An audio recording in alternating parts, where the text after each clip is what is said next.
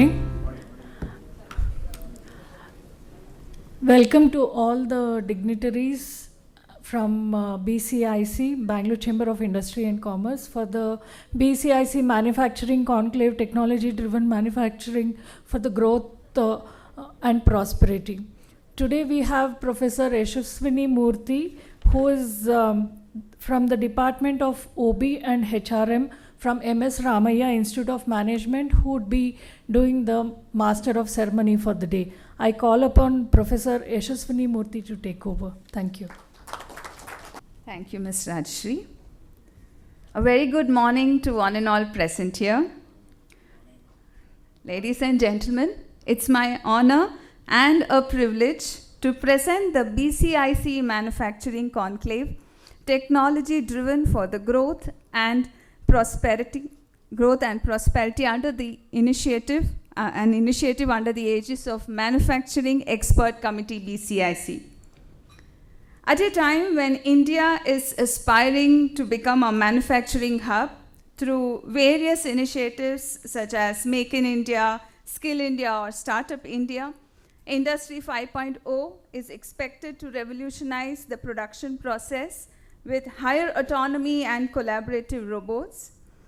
After consecutive quarters of muted growth, the manufacturing sector now has managed to be the highlight of India's GDP data in July to September quarter.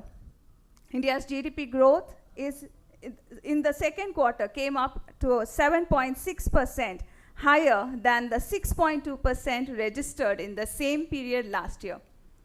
This event, ladies and gentlemen, a brainchild of BCIC, aims at exploring the scope and opportunity for growth in Karnataka, elements of affordable digitization and automation, looks at having a sneak peek into the homegrown technologies and understand the changing paradigms of sustainability, innovation, and aims at gaining an insight into the emerging manufacturing technologies.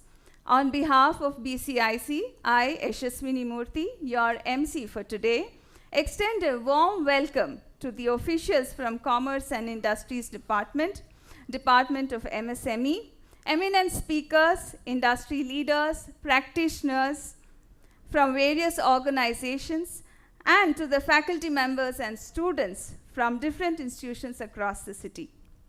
This event is sponsored by Ace Designers, our diamond sponsor, Fanuc India, our gold sponsors, Gendermark, our silver sponsors, and our associate sponsors, Atral, EDS Technologies, and Key Sustainability. We value the support of our annual sponsors, Buller, Continental, Fundamax, IAMPL, MTR, Ramaiah Institute of Management, SDM IMD, Sona Ayush, Sona Star, Sona College of Technology, TVS, Vishwas Group of Companies, and Wipro. We are truly honored by all of your presence here today. Let's gear up for power-packed day with a lot of insights from our speakers and guests who have taken time out from their busy schedule to be here for this conclave. Without much ado, may I now request Mr. G. Prakash, Chairman, Manufacturing Expert Committee, BCIC, and Chief Operating Officer, Ace Designers Limited, to please present the welcome note and set the context for the conclave. Over to you, sir. Good morning. Good morning. Still, energy is less, I think. Good morning. Good morning. Ladies and gentlemen, this is the slide. Yeah. It's with immense pleasure and honor I extend a warm welcome to our distinguished chief guest, Shri L. Krishnan, Managing Director of Tigutech, Srimati Gunjan Krishna. She will be joining a little late. Shri T.K. Ramesh, Managing Director of Ace Designers Limited. Shri Rohan Shah of PwC, esteemed speakers, past presidents, management committee members, and all the delegates gathered here today for this conclave that promises to to throw meaningful insights on the topics of digitization, technology, innovation, and collaboration. Just a little bit about some facts and figures of economy. I think Professor Yashaswini just a little bit touched upon the summary of it. Indian economy with a GDP of $3.7 trillion, growing at the rate of, as recent data shows, 7.6%, is the 5th largest economy in the world. This is quite evident with a gross GST revenue crossing 1.6 lakh crores for the last month. It's actually year on year, it's growing. It's around 15%, it's already growing. The advanced estimate of Karnataka gross state domestic product, GSDP called, in nominal terms for financial year 22 was 20.5 lakh crore, which is an increase from 17.31 lakh crore in financial year 21. It contributed about 8.7% to the national GDP of Indian rupees 236 lakh crore. These GDP figures instill a confidence that Karnataka in particular and India in general are moving towards the goal of self-reliant and a resilient country.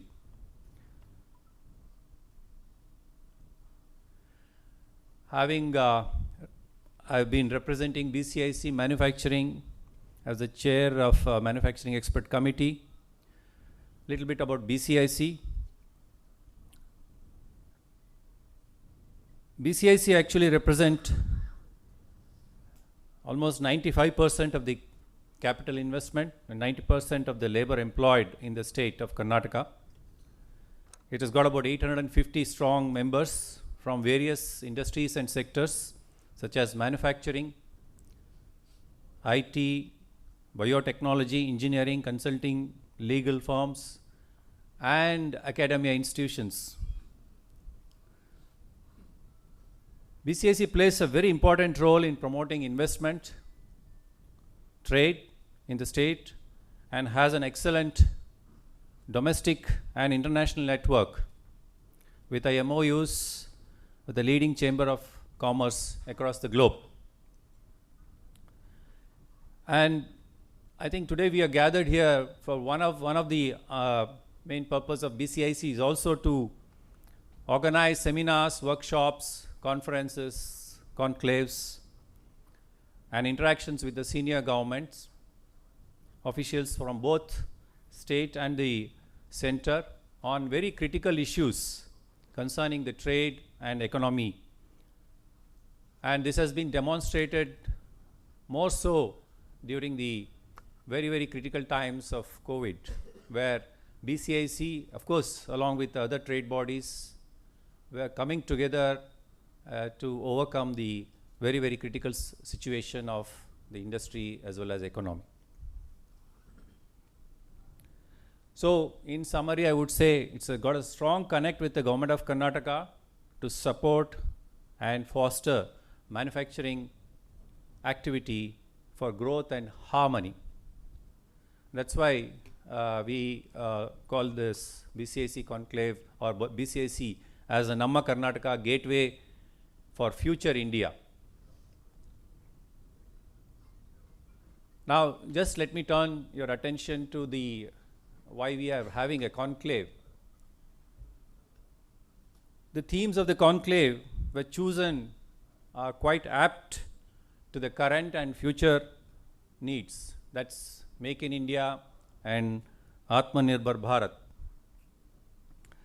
Conclave aims to create a forum of mutual learning, sharing the best practices among diverse industries. We believe that best practices help create the speed and standardization to enable scaling in the activities, economic activities. It also aims to bring industry leaders, government perspectives and insights on the economy in general and manufacturing in particular, considering the Make in India and Atmanirbhar Bharat drive. It also aims to enhance collaboration, networking among industries and various institutions. When I mean institutions, it includes academy, to achieve stability and growth in harmony. In our midst are the leaders and visionaries who have played pivotal role in shaping the landscape of manufacturing today. We are fortunate to have with us eminent speakers whose expertise spans the realms of automation, sustainability, and technology. Their presence adds an extra layer of significance to the conclave as we embark on exploration and discovery in ever-evolving intersection of these critical domains. Our chief guests and speakers are not just industry and government leaders, but torchbearers of progress, catalysts for change, and advocates for future where manufacturing is not only efficient and technologically advanced, but environmentally conscious and sustainable.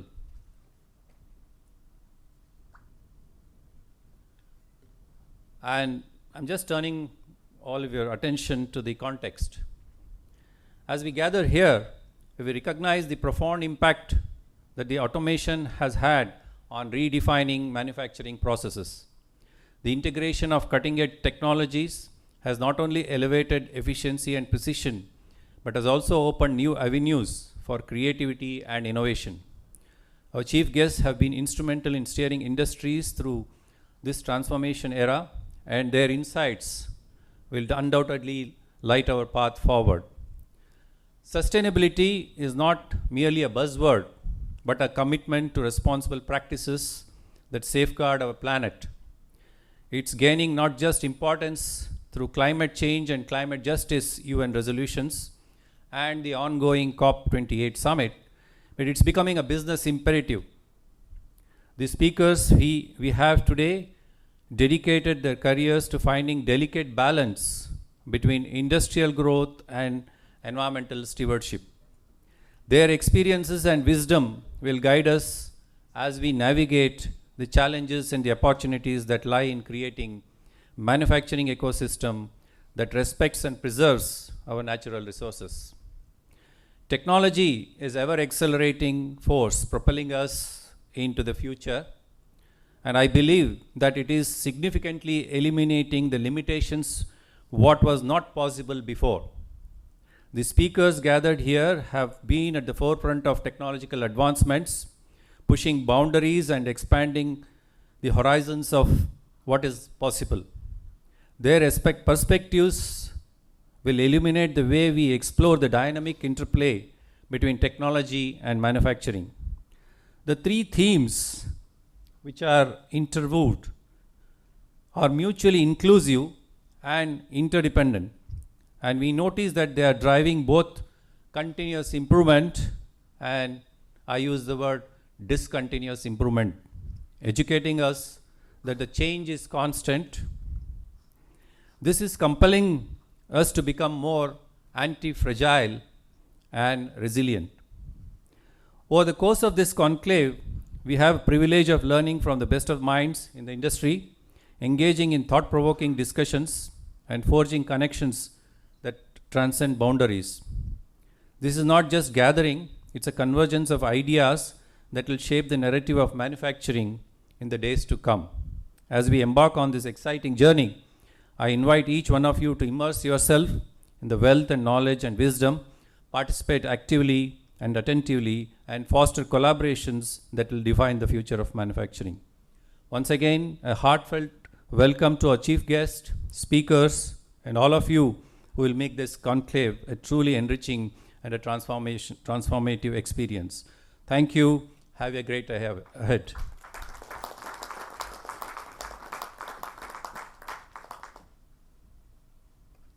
Thank you, sir. Thank you, Mr. G. Prakash, for this warm welcome. And also bringing context into what is this conclave all about, looking at the manufacturing sector and the ways in which this sector can grow and flourish in the days to come. Thank you for this warm welcome as well. Ladies and gentlemen, quoting from where Mr. G. Prakash mentioned about the support of the departments in the government of Karnataka, I would like to acknowledge the support and the sponsorship that we have received from Department of Industries and Commerce for this conclave. They are one of our gold sponsors for today's event. Light dispels darkness. Ladies and gentlemen, may I now request our dignitaries to please come forward and light the lamp and mark the formal inauguration of the conclave. I request Dr. S. Devarajan, Senior Vice President, TVS Motors, Mr. L. Krishnan, MD, Tegutech India, Mr. T.K. Ramesh, MD, Ace Designers, Mr. Rohan Shah, Director, PwC, Mr. Karthikeyan, and Mrs. Ira Gilani to please come forward and light the lamp, mark the beginning of the conclave.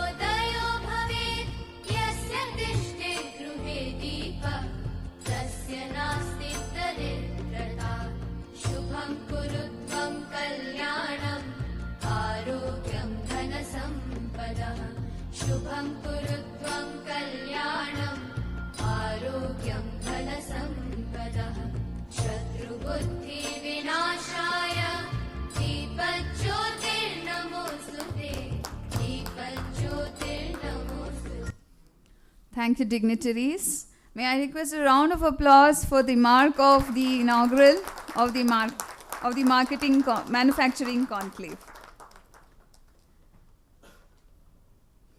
The BCIC has been one of the associations who's been a forerunner in creating collaborative ecosystems, integrating industry, government, and academia. Steering this progressive movement is Dr. S. Devarajan. Dr. S. Devarajan has been associated with TVS Motors for 38 years, has led new product development for the company. In his current role, he is facilitating the implementation of new process technology, lean manufacturing systems, digital manufacturing, TPM, and JIT across the company. He has been awarded the prestigious Rolls-Royce Award for Excellence in Manufacturing Concepts and Implementation in UK, and the Thought Leadership Award by Automotive Manufacturing Solutions from the UK. I now request you, sir, to please present your address.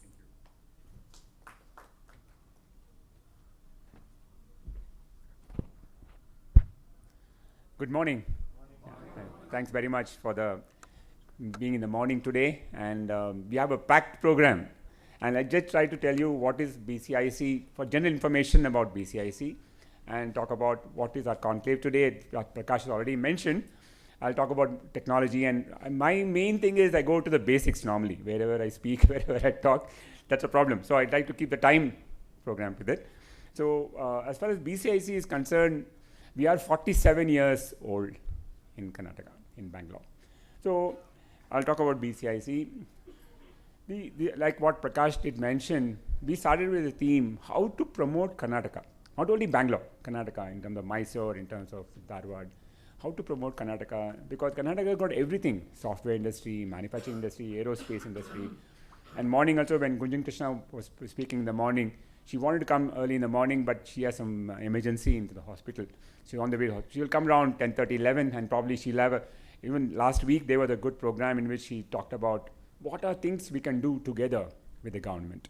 So BCIC, what we have said is what all activities, interaction with the government, with the institution, we want to spearhead.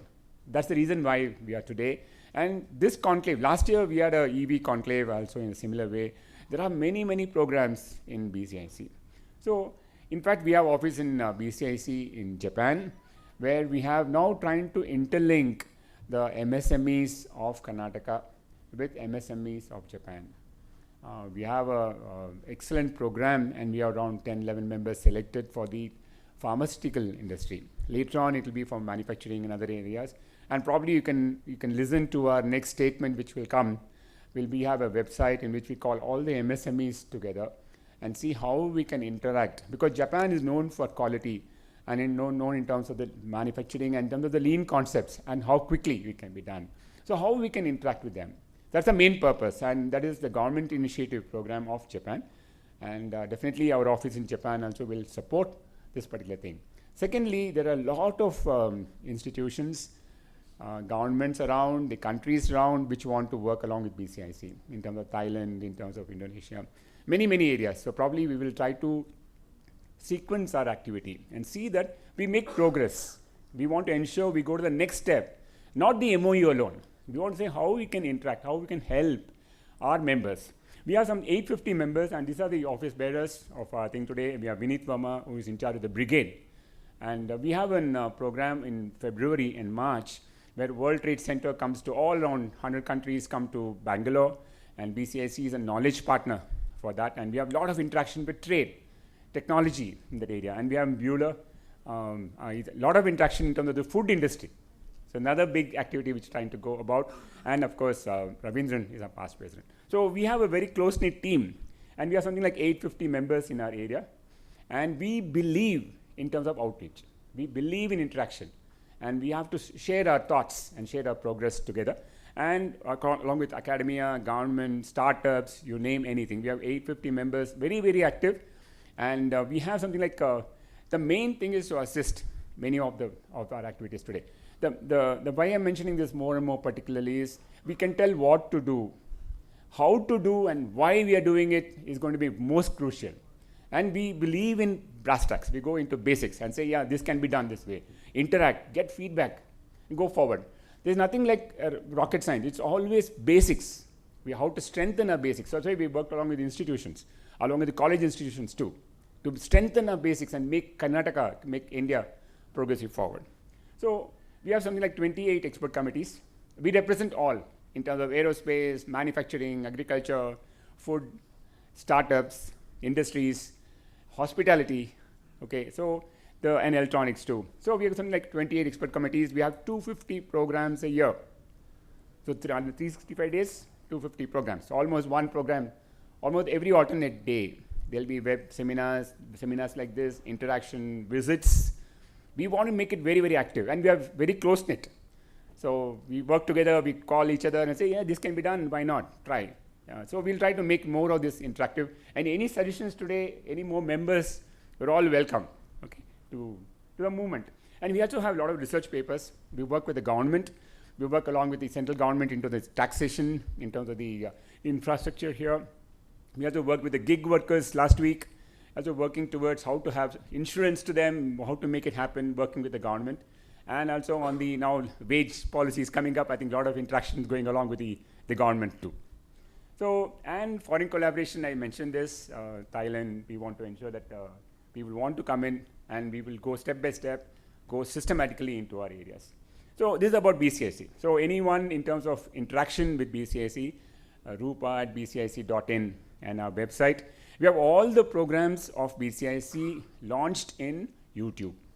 So you can go to bcic.in under the YouTube, all the video programs. We want to spread. We want to ensure that everyone into the colleges. I saw a lot of colleges in our thing. They call all the students in a conference room, and our seminars have been typecast. And I'm very happy to see that it's spreading.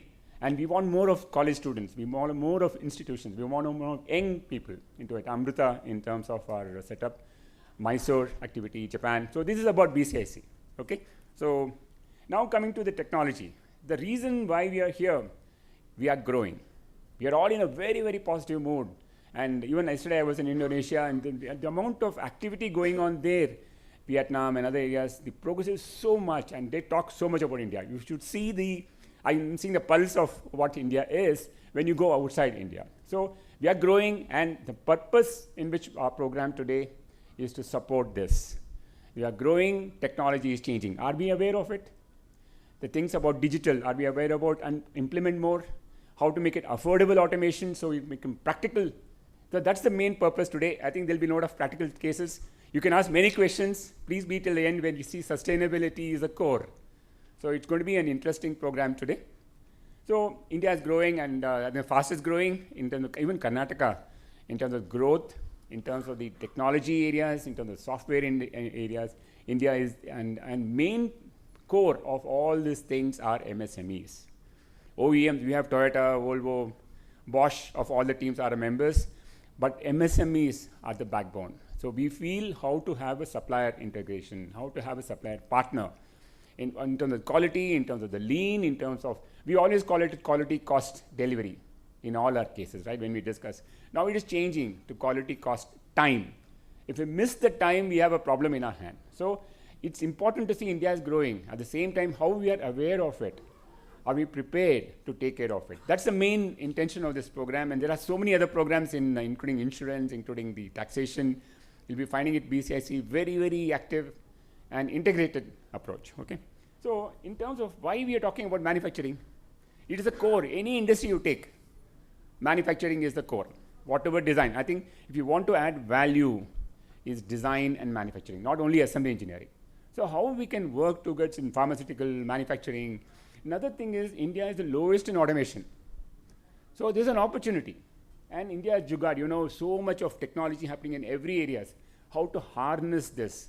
Automation doesn't mean only big automations, okay? How we can be integrated with smaller areas, go into the basic, how to get Kaizens at the shop floor level, how to implement it, and how to take it forward, which grows business. So in many areas, I mentioned about QCT, and we are very thankful for all the support today.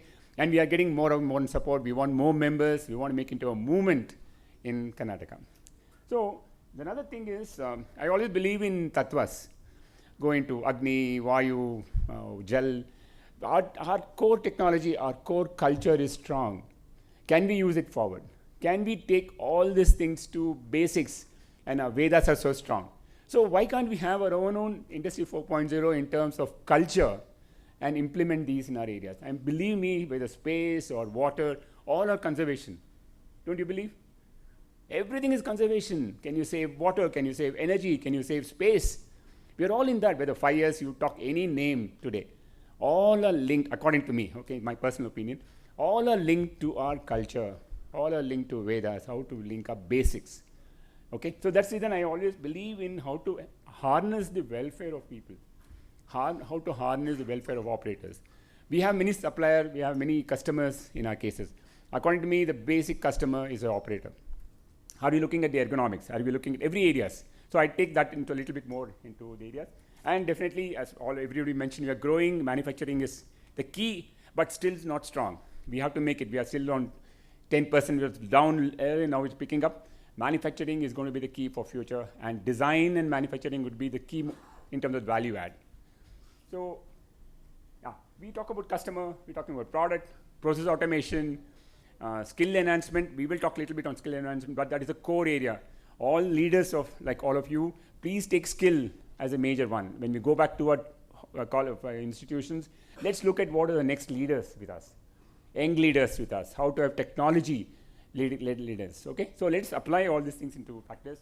And there are so many regulations. I always believe in push-pull in terms of the Kyoto Protocol. We have signed sustainability, and mobility is our area because I'm also in automobile industry. So I believe mobility is life. So, and working towards product, processes, sustainability, and skill development is an integrated approach. The main purpose is to growth. Opportunity is there in India. Opportunity is there everywhere. So how are we trying to get the growth? So there's a push-pull. There's an integration with the government. The market is there for us. Can we integrate all these things? So that is the area in which we are working very, very strongly. All of you are partners. All of you are working in your own areas. I see all the experienced people here who have applied this into your place. So, okay, next time you can bring those knowledge to us, and we can also share with all our members. And sustainable, all the 17 SDG goals. Let's look forward for many, many names you have. I believe in so many technologies going up. Can we integrate? So modern management systems, you've got JET, you've got okay. But are we looking at business-oriented systems?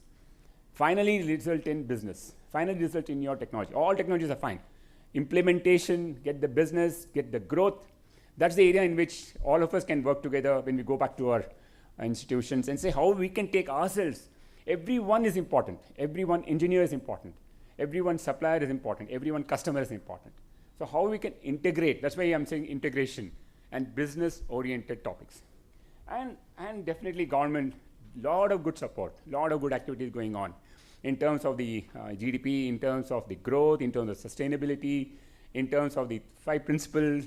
Amrit, I was also talking to the Prime Minister's office 1 month back. We are also mentioning how we can integrate and implement.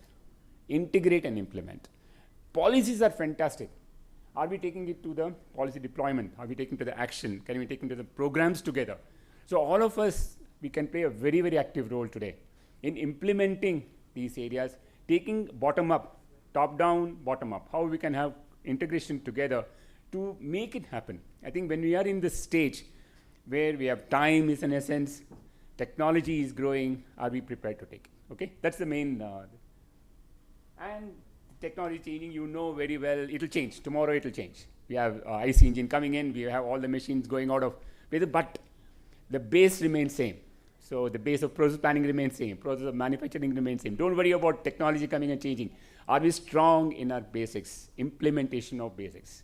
So that's the area that we have changed, and this is good for our future in terms of the integration. And I strongly believe in 3 points. One is how we can be environmental earth-friendly plant. I know 17 goals are big. Can we divide into 3 core areas?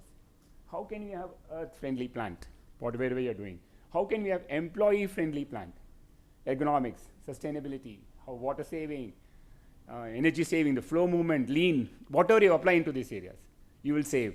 Next is in terms of society, how we can contribute back into society. So if you don't worry about 20 goals, 15 goals, but making it to 3 core areas where we can understand the purpose of the company. Each company is important.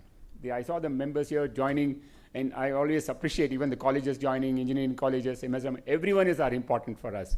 Can be driven with a purpose in our area. Can we make into 3 core areas and deliver? So main talk today, discussion today, is about how to act on it, how to discuss the basics of it, and how to implement it. Oh, that's the main thing. What we know, okay, and why also we know. How portion of it we can be stronger, and it can be more and more interactive. Okay, a lot of things happening in hydrogen.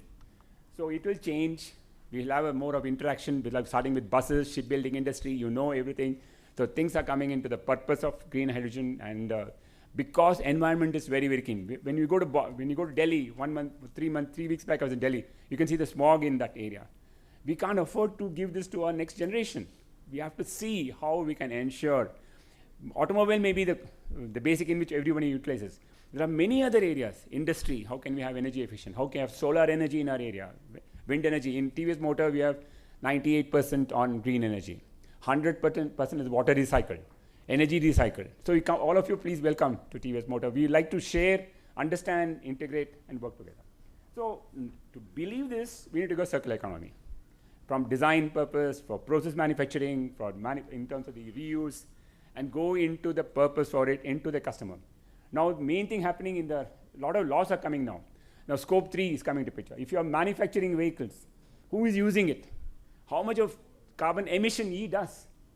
So can we ensure that we take it back, including the EV? How to recycle the battery, how to recycle the core, use the used battery of the vehicle to the villages, use it for their farms.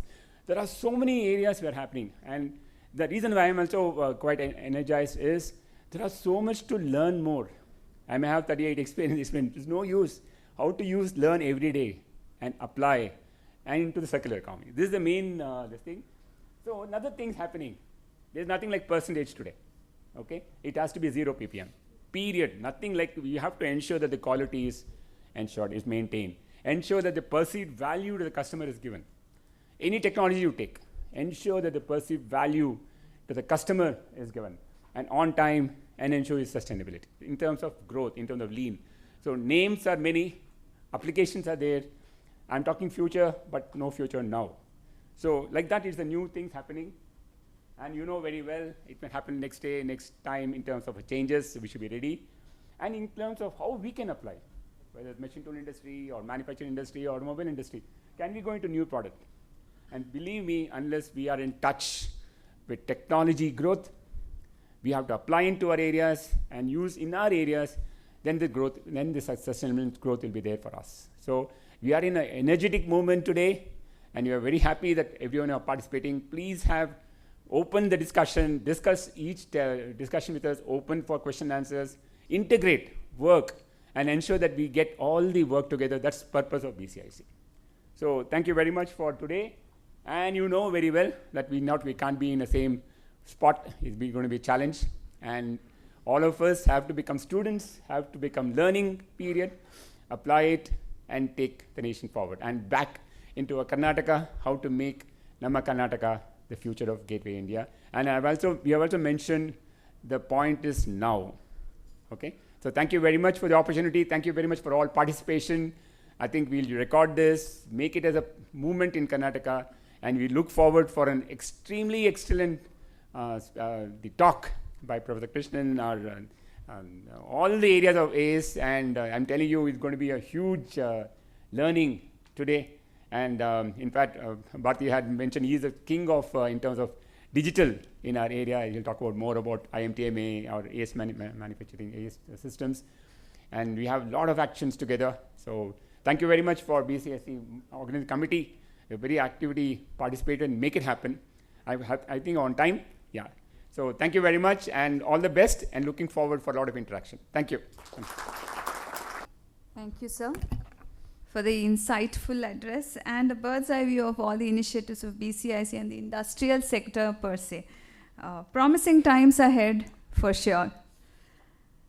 Moving on, we will now be commencing with our first session The theme of the first session of this conclave is Scope and Opportunities for Economic Growth Through Manufacturing in Karnataka. May I request the dignitaries to come up and take their seats on the dais. I request Mr. L. Krishna, MD, Tegutech, India. Mr. T.K. Ramesh, MD, Ace Designers. Mr. Rohan Shah, Director, PwC.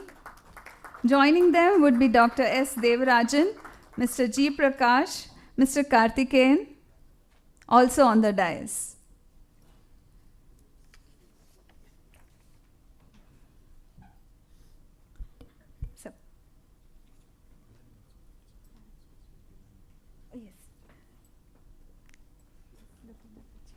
Also, may I request Ms. Ira Gilani also to please join us on the dais.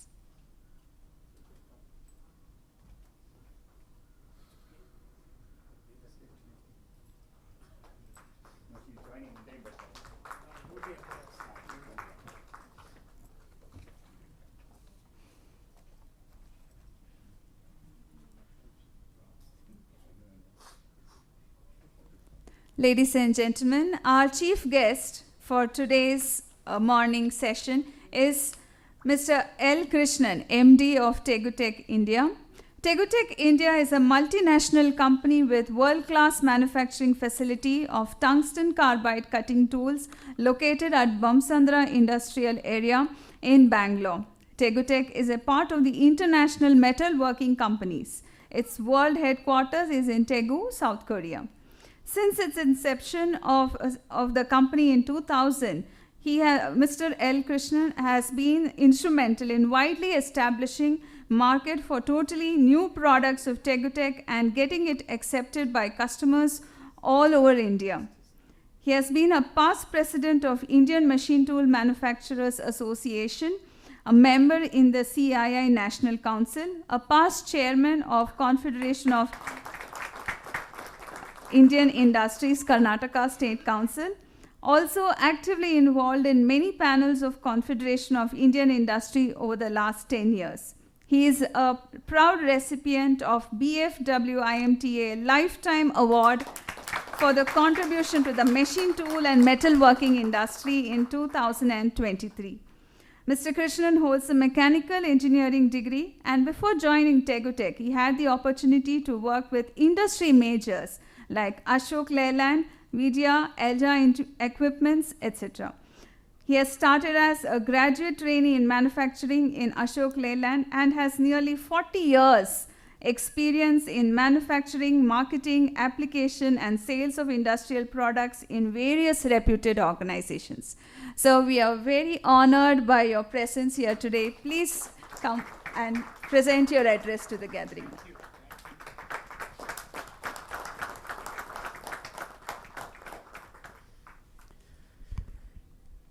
Thank you, lady, for your generous introduction. My colleagues on dais, ladies and gentlemen, it's really a privilege. I'm really honored that I've been invited to share my thoughts on opportunities for economic growth, driven by manufacturing, of course. Let me, as we start the discussion, first of all, I'm very, very positive, and I've got a great sense of optimism when we talk about India, and particularly manufacturing. Today, if you open the Economic Times and probably the page 1, you see that Honorable Finance Minister has mentioned that economic gains from manufacturing growth is very significant in the country. One of the key drivers of GDP growth today. This today's paper, incidentally. If you see Economic Times today, you will see it. Now, Cushman and Wakefield says that India is the second most sought after manufacturing destination in the world today. Let me just show you a couple of data points before I talk about it. The first data point is our own Niti Aayog's projection for the GDP. 2000, now it's 5 trillion is, it's a conversation. We can just say that which year it will happen, whether it will happen 1 year earlier, 1 year later.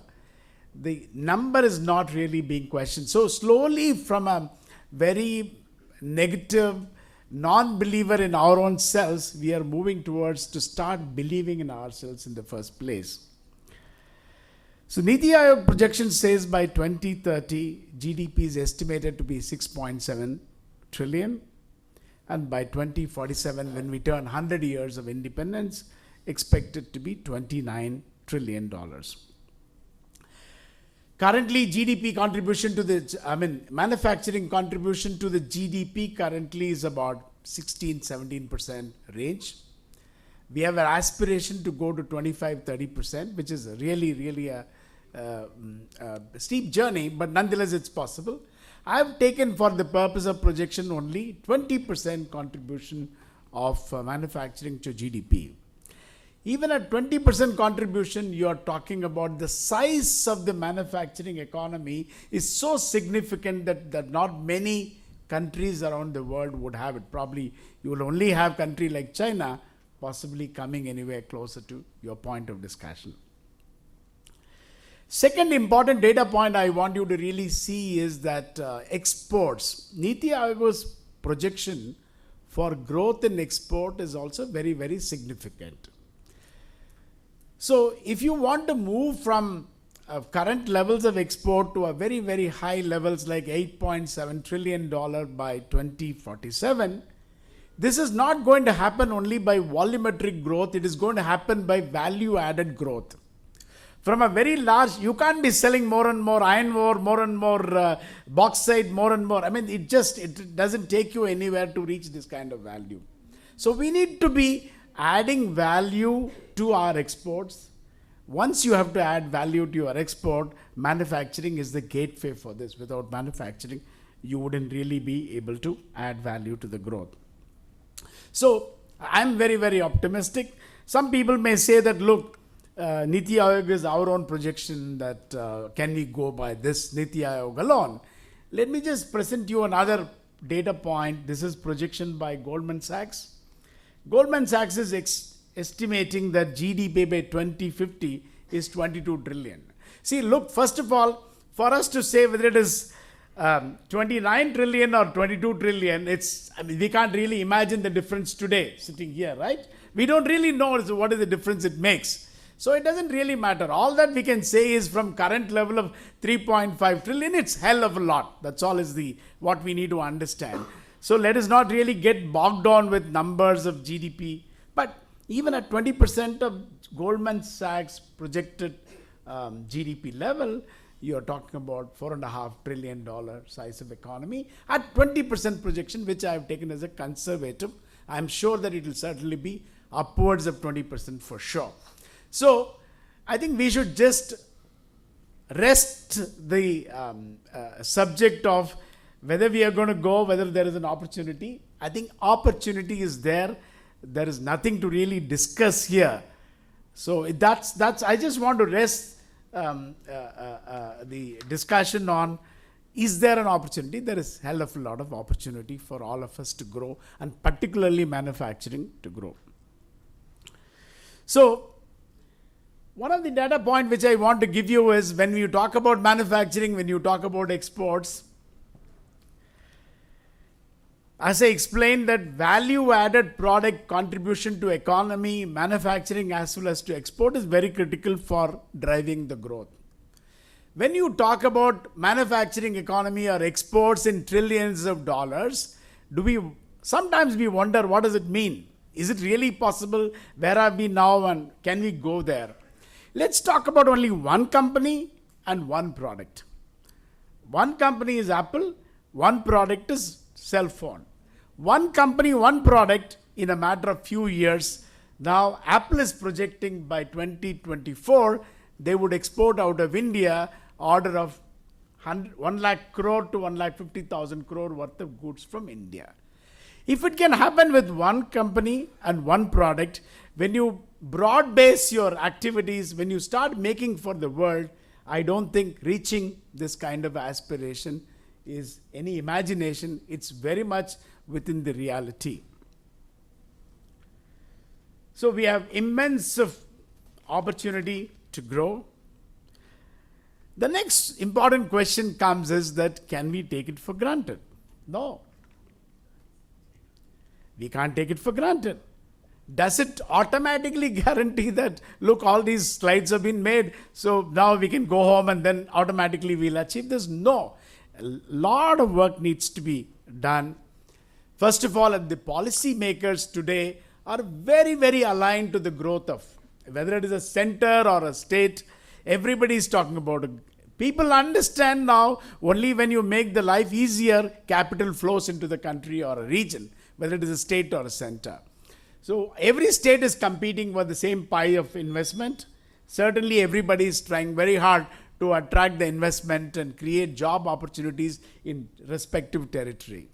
So I believe this country is luckily, irrespective of the government that comes to power, we have seen in different states, including state of Karnataka, broadly policy domain for investment is always to encourage investment. Reforms are underway. We can keep debating whether reforms are adequately fast or can we accelerate it. Always at any day, any given point of time, things can be better. There is no doubt about it.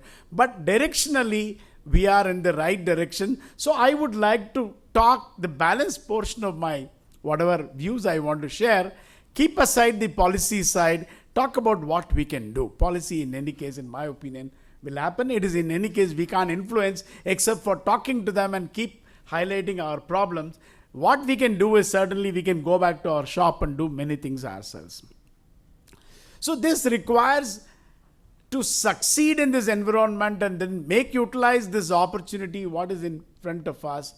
We need to plan, we need to prepare, and we need to perform. All the three are important. So first of all, when you talk about your company's business will grow fivefold, threefold, fourfold, planning requires that do we have resources? Can we build factories? Do we have land? Do we have all the facilities that are necessary to grow? This is the first starting planning we need to do. First of all, we should believe that if we run our business well, we are going to grow. If we are going to grow, do we have the resources that are necessary to propel us, whether we can really grow? Second is prepare. Once you have to start preparing. You need to prepare pipeline of capital, pipeline of capability, pipeline of people, everything you need to really prepare. And then not only prepare, and then we should have methods and management techniques to really perform consistently and keep improving our performance. As I see here, there are three critical, I will just put my thoughts in three critical baskets in my opinion, which are very, very critical. One is products, second is process, and third is people. First is, all the three are very, very critical for us to ensure that we are really growing. Now, if I go into the first basket of products, we as a consumer today do not want to buy a television which is 1 year old in terms of model.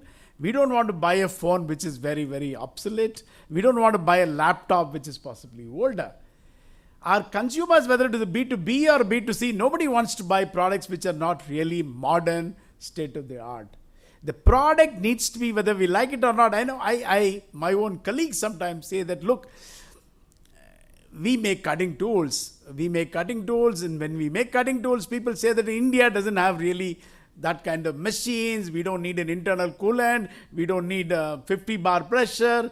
These are all probably will need it later. But the point here is, are you directionally preparing yourself to be there? It will come. When it comes very quickly and you miss an opportunity in terms of really. So you need to have the real customer is every day. We are as a customer is looking for more value for the buck. And whether it is a B2B or B2C, everybody is looking forward to having more value for the money spent. They certainly need products that are more reliable.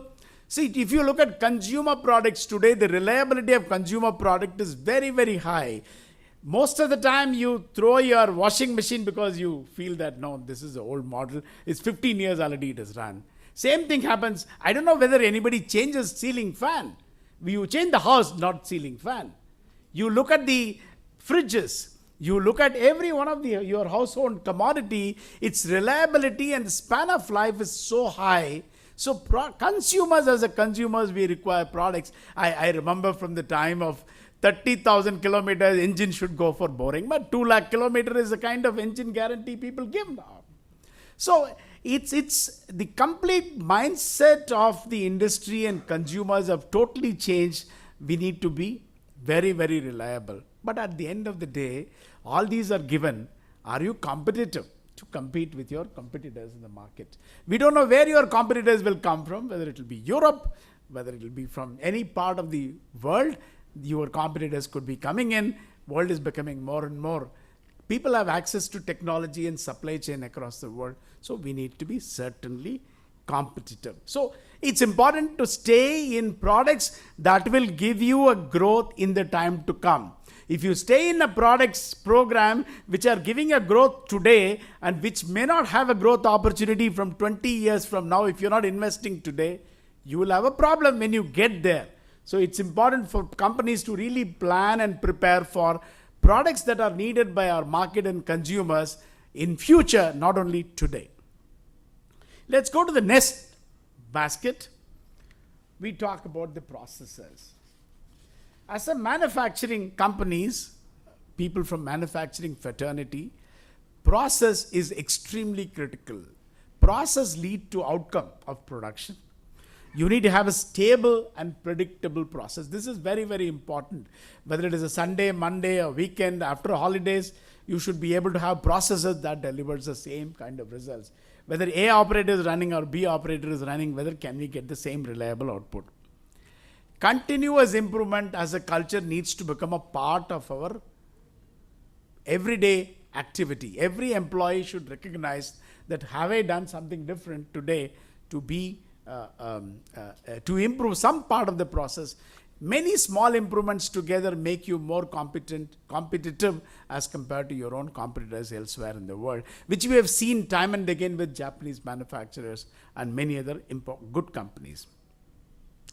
There was a time we used to think about automation is for big companies.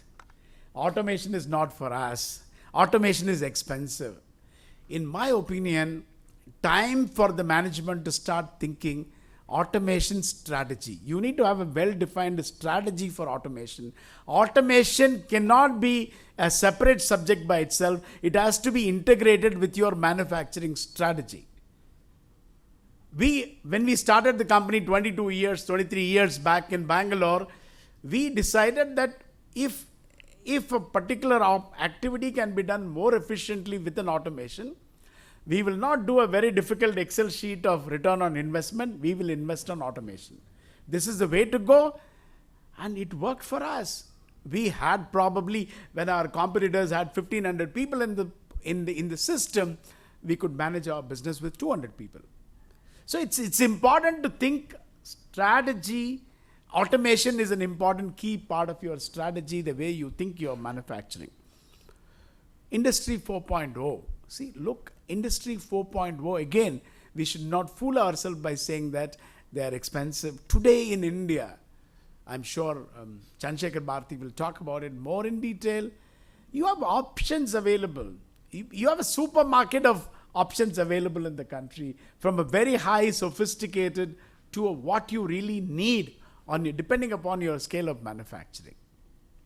The question here is that we need to recognize having reliable data to take decisions in manufacturing is critical. This is indispensable. Reliable data is the source for all proper decision making in the shop floor. Reliable data will only come with implementation of Industry 4.0 solution. Depending upon your size of the organization and the size of your activity, you may choose which area to prioritize, but not being there is not an option at all, in my opinion. You need to be flexible because the products are evolving. Customer changes are very, very quick now. Every quarter you have a different requirement from the markets. So organizations are changing. So we need to be more flexible, not to be really bogged down with the way we are currently doing business. Digitization is very, very important. We have seen it. Companies which have a very high level of digitization, could manage even during the pandemic without much of interruption to the activities. So it's critical, it's important, and it is not expensive at all. You can't be looking at every part of the business as expensive or not expensive. You need to integrate and then look at overall what is the cost of operation. So it's important for us to really take care of these aspects. Let's go to the next important basket, which is people. I think our HR functions will have really a challenge, or more than HR functions, I would even say functionals managers who need to anchor ongoing skilling and reskilling of our own employees. This has to be an ongoing process. We need to constantly skill and reskill our people based on the challenges, based on the changes. This is critical. If your people are not skilled, even if you have an opportunity, you will not really be able to achieve where you want to go. Unfortunately, in our whole education training process, critical thinking is not taught. Critical thinking is a teachable subject. In many universities, this is a subject by itself. I wish and hope that institutions which are part of BCIC, who are training the children, must introduce a compulsory course on critical thinking.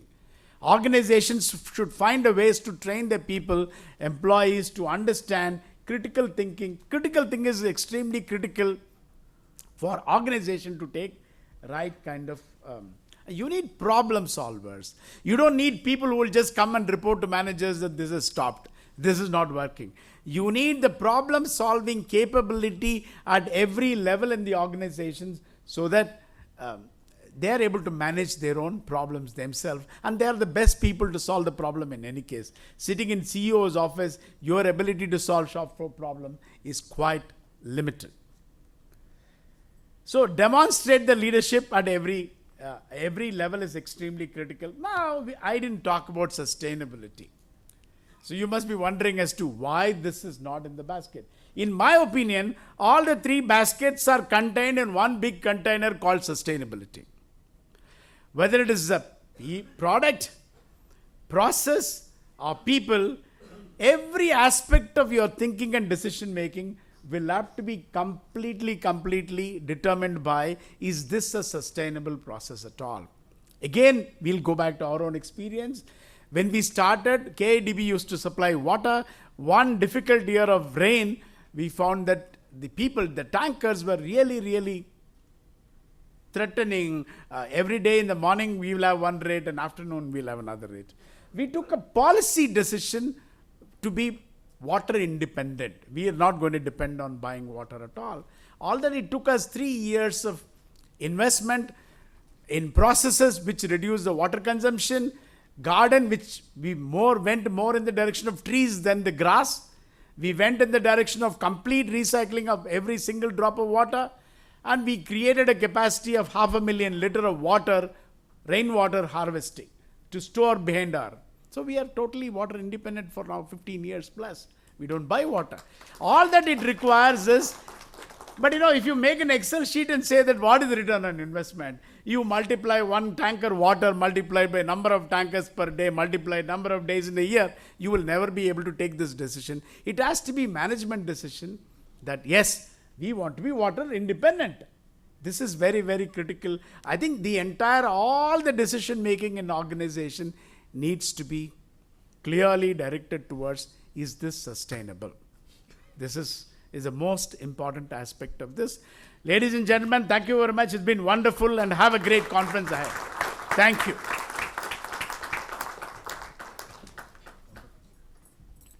Thank you, sir, for such an insightful address, highlighting the areas of focus and path of progress and strategies that you need to take to be competitive. I think it was more like a manual for all of us who are here representing organizations, large or small businesses alike. I think a good takeaway for academicians like me as well, as to entrust more on critical thinking and problem solving as key areas which we need to take up. Thank you so much, sir, for such a wonderful address. May I now request Dr. S. Devarajan and Mr. G. Prakash to please felicitate Mr. L. Krishnan with a memento as a token of our appreciation.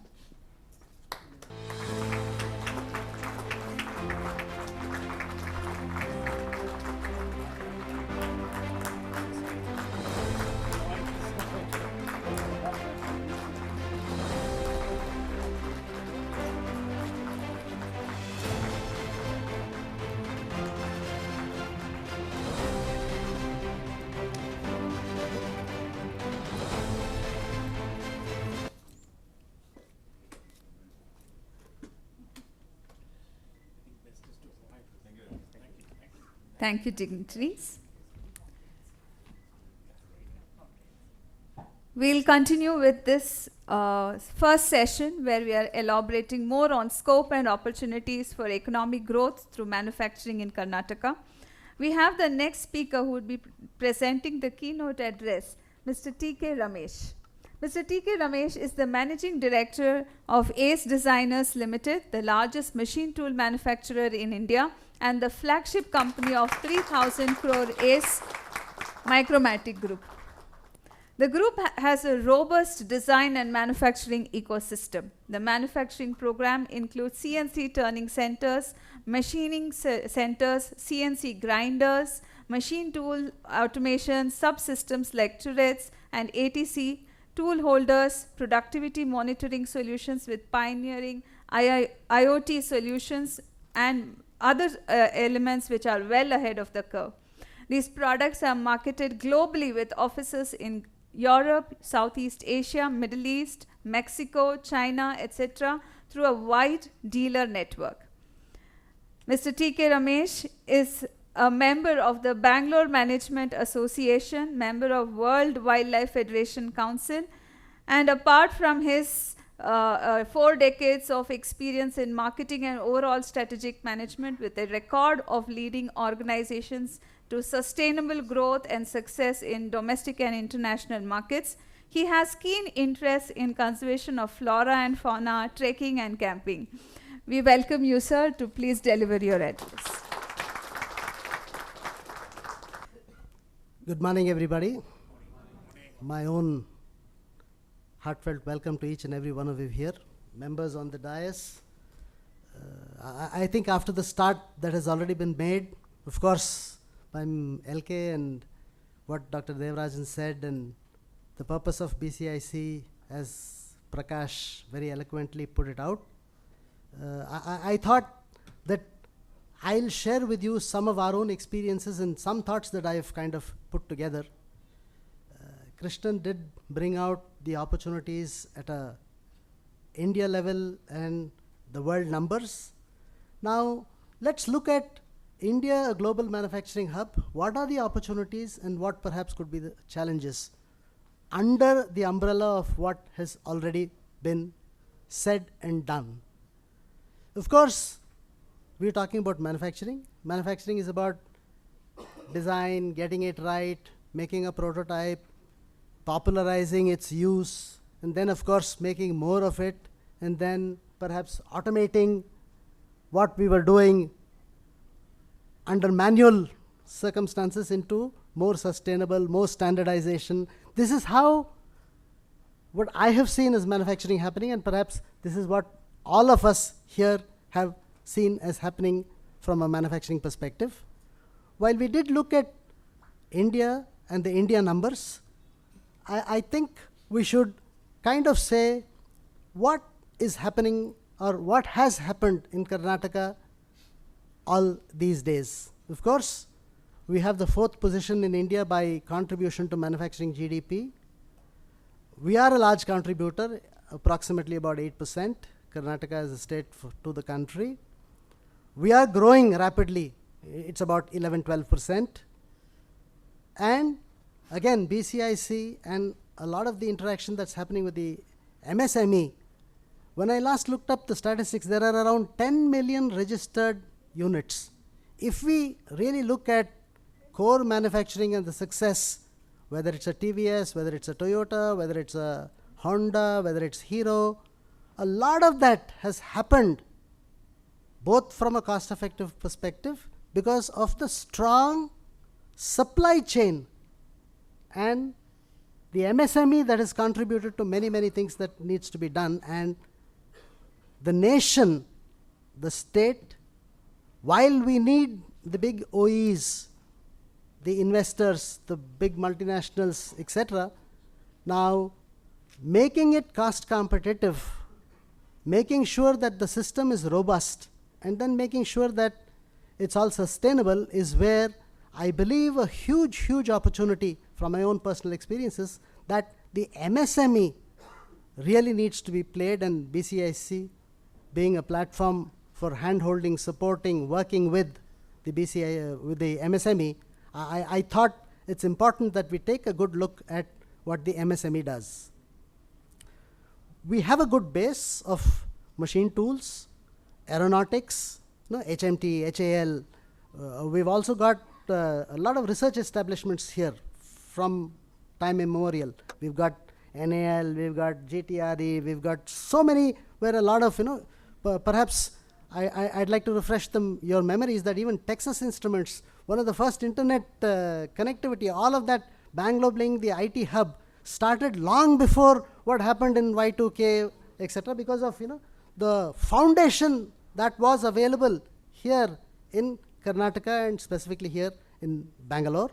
So the infrastructure already is there, a fairly strong infrastructure. Now, have we sustained that infrastructure? Have we grown that infrastructure? Are we ready for tomorrow? Yes, I believe it did play its role, and that's what has made Karnataka what it is today and set the base for the IT and a lot of other manufacturing. Now we have the sunrise areas, which is, medical manufacturing, electronics, and not just medical manufacturing, even, you've got medical tourism that perhaps is coming in here. And now there's a lot of work, there's a lot of talk that's happening on semiconductors. But if you really look at what's happening to all of this, what do we see? We really see that a lot of research happens here, a lot of development happens here, but unfortunately from a manufacturing perspective, because of certain things that perhaps we don't have in place or what we're not doing rightly, a lot of the manufacturing actually goes out of India and happens perhaps Taiwan or Southeast Asia or Malaysia, right? This is exactly what we really see. So this is something that we will have to really look at. But in the last few years, Made in India, manufacturing as a platform that has been propagated by the central government has seen that Karnataka also has a lot of toy clusters. The first aerospace park has been coming in here. There are 5 auto sectors, and there is also a very, very well set platform of academia, engineering colleges, research institutes that are already here. And under the current situation, issues like GI tagging, things that we were known for, are also gaining importance. So this is what we really have going for us in Karnataka. We have, of course, made fairly good use of it, but are we making good use of it? And while we talk so much about sustainability on all the other elements of air, water, pollution, etc., are we also talking about sustainability and refreshing what we already have, which is by what a platform like BCIC says, that continuous interaction, going back to the basics, working hard and involving and including all of this together so that this system is also sustainable and becomes robust and becomes self-sustaining. So this is what I thought that I would be spending the next 10 minutes in trying to share with you some of our experiences. Now let's look at the world 2050. Of course, LK showed some numbers. What do you see here? While yes, again, I'm also very, very clear, let's not look at whether it's 20% or 30% or whatever. There is a transition that's also happening. If you notice, G7, what was really known, perhaps is going to get replaced by the E7. There are a lot of emerging economies that are happening. China has happened and is there, and today we are talking about China +1. But this Vietnam is also happening. You know, there is a lot of political and a lot of technological, a lot of uncertainty. Is globalization working? Is localization coming back? And again, at the end of the day, whatever we are doing, ultimately it is to serve markets, and markets mean people. And where are the people? Again, if you come back to it, it's on the eastern side, it's India, it's China, it's, you know, it's really not Europe or US or, you know. So this is again a mind shift that I think it's very, very important that we really need to look at. Now, having set this as a base as to what we have, how uncertain or how much of change is going to happen in the next 20, 30 years. So what is it that we need to brace ourselves for? I thought that I'll kind of take you through something that perhaps we all know, but we need to refresh ourselves. Ultimately, economy, economics, manufacturing is about giving value, producing goods, consuming those goods in a responsible way, recycling those goods and services such that along every link of the value chain, value really gets created. So it's about utilization of resources, which are raw material, machinery, people, you know, systems, capital, how we really put all of this together, and this change from simple things to complex things, I don't want to use the word complicated, have happened because scales have changed. Things are no more in controlled geography. So this, whether you choose to call it as 1.0, 2.0, 3.0, now even people are talking about 5.0, but like what has already been said, that there is a continuous state of change. These changes are going to only become faster and faster. There's nothing that we could do to influence or to stop it. So we need to get involved, and we need to become part of the change, and we need to look at our own selves and our own enterprises, our own companies, as how do we become conducive to these changes with sustainability as the whole that has already been said. I don't want to spend much time in it. LK alluded to this. You cannot be exporting bauxite. So at some point in time, it was about labor arbitrage. It was about what we had as mines or growth or raw material or whatever it is. It's no more. Currently, it's also not just about raw materials, but it's about what do you add as intangible, whether it's energy, whether it's sustainability that you really bring into it. So we are going through this phase right now. And how do we really look at creating this value? What has been the traditional role? What is the new role that our enterprises should be really looking at playing? And finally, what is the ultimate impact that we're going to look into from a manufacturing perspective is something that all of us need to look at. Now, just talking about one particular business, which is a part of this, which is the machinery part of it, because I happen to belong to the machine tool manufacturing. Historically, machines were made to do a job and to produce a component, perhaps at the most cost-effective way to maintain tolerances and to give required finish. But today, and perhaps going ahead into the future, there's a complete revolution that is happening in machinery that is far beyond just tolerances and machines, right? Today we are worried about how the machine looks, how easy it is to operate, how much of comfort it gives to the operator. Can it be connected with the other systems inside the shop? Yes or no? And this is exactly what we want to do. And is it green? Now, this is the kind of change that we have seen in our machinery, machine tool manufacturing system itself.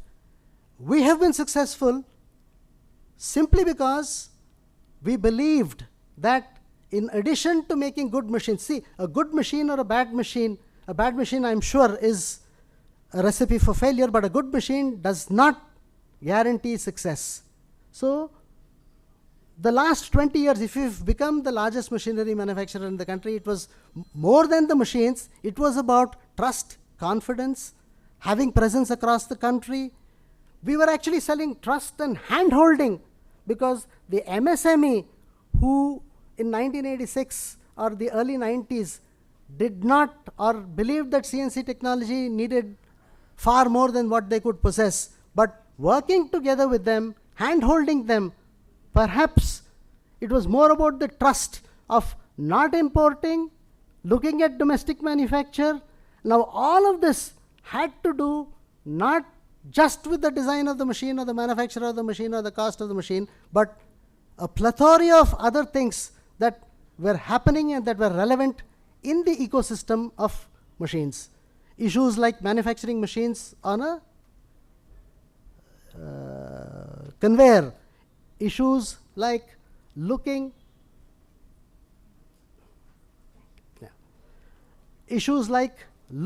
at the support system for entrepreneurs. Now all of that really were things that contributed and helped bring us to where we've come to today. And I believe this is the story that each one of us and each one of you sitting here need to look at from a long-term perspective. So the enterprise or the entrepreneurism that we are all trying to keep getting better is much bigger. We saw about product, process, and people that needs to be taken together to look at what really needs to be done and how this has an impact and what we learn to do within each of us. There were examples of the iPhone. There were examples about the change of the washing machine. So perhaps it's time to question ourselves that because technology is changing, because comfort is changing, while all of us change our phones, change our washing machines, what are we doing to our habits? What are we doing to ourselves, again, which is the leadership, and what is it that we are doing inside our enterprises to trigger that thought of change, to walk the talk that we are talking about in whatever ways that it might take, because ultimately it's all about coming back to the basics and doing things that we believe in.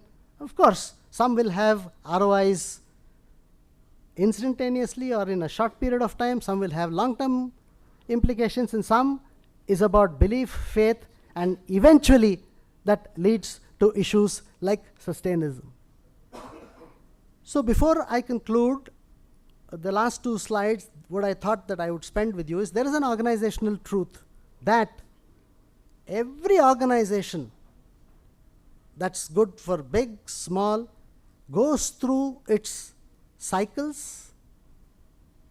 An organization is a living being, just like every one of us sitting here, and sustainability of an organization, making it ready, keeping it prepared, and making sure that it also survives is something that we have to do.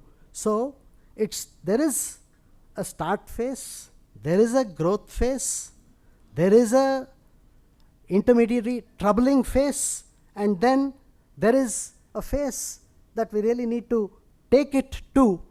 Now the question of people, systems, process is all about anticipating these growth, these specific stages, putting in the necessary seeds that need to be put in fairly ahead of time so that the transition is smooth and we stay relevant in our product, process, and people perspectives.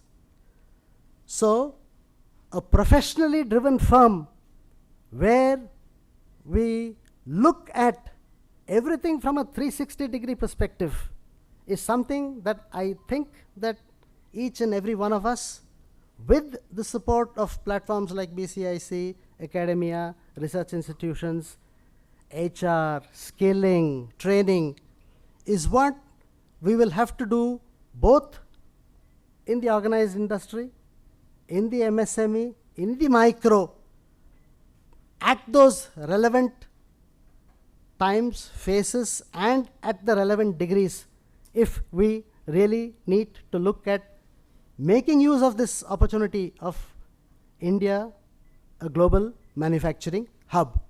In a very, very simplistic way, perhaps it is something like this, that we have an entrepreneurial stage where all of us and all the companies want to walk fast, and they believe that if you want to walk fast, you need to walk alone because you don't need others to slow you down. But we have to come to the realization that ultimately we need to walk far, and to walk far, we really need to walk together. So moving from an entrepreneurial stage to a managerial stage and to a professional stage, irrespective of whether you are a big company, you are a small company. Again, I'm talking about this very, very specifically from the MSME perspective. 70% of our customer base is MSME, and when we talk to them, when we sit with them in their most critical decisions, which is capital investments, which orders to take, what to do tomorrow, the main important question is about leadership. Most of the MSME people, how are they building their people? How are they building their processes? How much they are aligned with the opportunities that are available locally and the opportunities that are available globally is what that needs to be done. And if you ask, I'm again speaking from experience, you go back home, I'm sure, I don't know how many MSME entrepreneurs are here, and talk in the family to their children, most of them say, I've seen what my father has gone through and I don't want to become an MSME entrepreneur. That's simply because the entrepreneurs go back home with all the issues that they need to solve and really not look at it from a perspective is how they are contributing to the OEs, who in turn are contributing to the nation, and how we all need to get ahead tomorrow. Thank you very much. Thank you, BCIC, for the opportunity. And I hope we use whatever we are learning here today to think and change ourselves so that we can go back to our organization and inspire change. Thank you very much.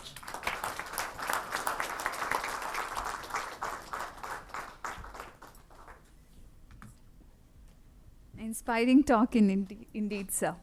Thank you so much, sir, for highlighting the manufacturing ecosystem in Karnataka, sustainability initiatives, and highlighting the fact that continuous change is inevitable, and we need to make the best to stay relevant and make sure our industrial issues don't impact our lives at home. Thank you so much, sir, for your wonderful address.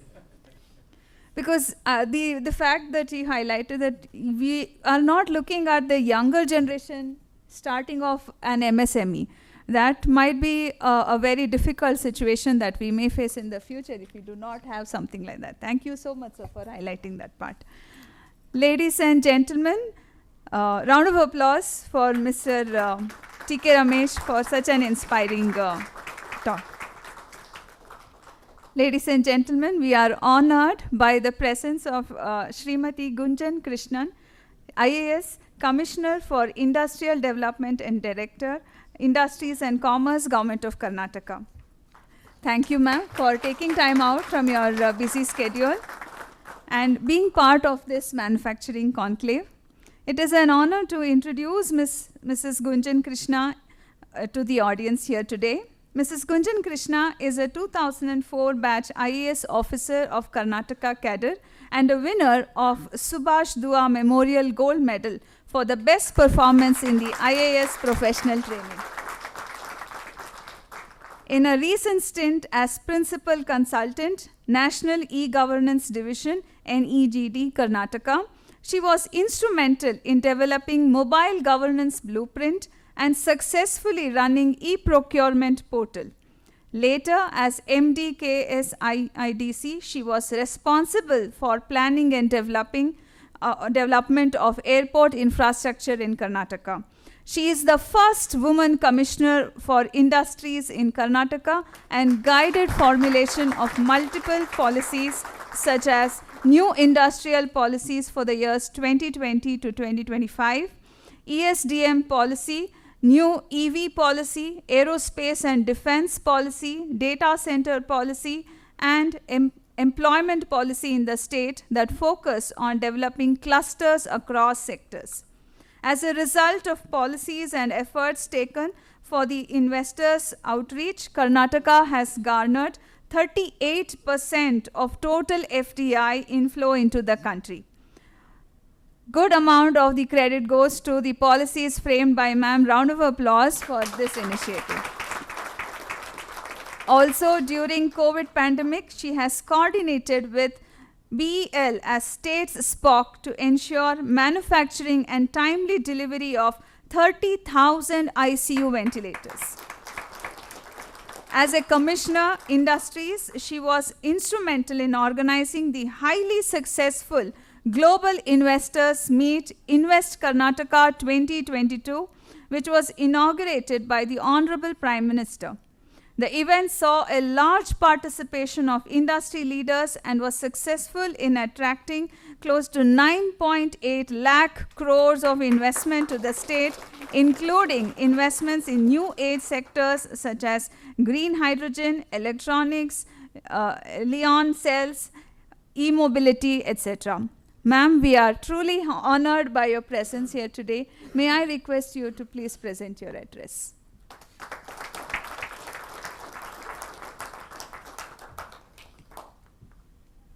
Namaskara. Esteemed people on the dais, my good friends here, ladies and gentlemen. It's indeed a pleasure to be here. I should have been here earlier. I'm sorry, I apologize for that. It's a wonderful symposium that we are doing, Manufacturing Conclave, talking about sustainability, talking about digitization and technology. Because all these three are pillars for future growth that we are looking at it. If you look at it, the world is at an inflection point. We are seeing a lot of changes, and especially so after COVID. Whatever changes that were there, they have been accelerated. So what we are seeing right now is fourfold challenges. And these are the challenges that we should know the milieu in which we are working. If we know the milieu, we can actually work to our advantage and ensure that we plan for the future.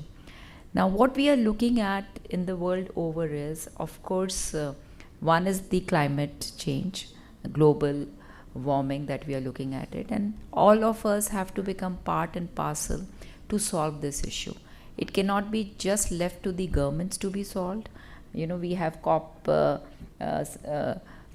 meets, and then, you know, from Paris conventions to all of that, but we have been falling short in that. And again, all of us have got this responsibility.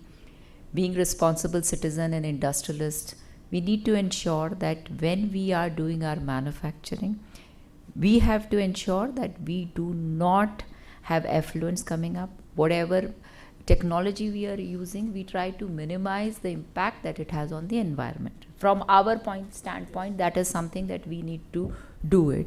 And of course, you know, government has to take a call. Otherwise, you know, we will not have the, and as it is, you're seeing it, you know, there's so much changes in the climate that we see. There are a lot of cyclones, the frequency is increasing, and not so in India, it's increasing manyfold in the US. And you're seeing it other places also. And we are, in any case, all of us are reeling under El Nino effect right now. We hardly had rains this year. So that is one challenge one that we are talking about. Of course, the second challenge is this geopolitical dynamics that gives us opportunity also, and of course, you know, it creates a little upheaval in the world, and within that we have to grow. So that is again a thing that we need to all work together. So one thing is, of course, you're seeing China and the US and how their competitive politics is getting played out. You're seeing the war mongering that is happening. You're seeing that in Russia and Ukraine. You're seeing that in Gaza, what Israel and Hamas that is happening. And also there are many more melting points. We don't talk about what's happening in Africa. There's so many places that we are having these issues. Now that has an impact on the economics, that has an impact on, how the world resources and where they will go.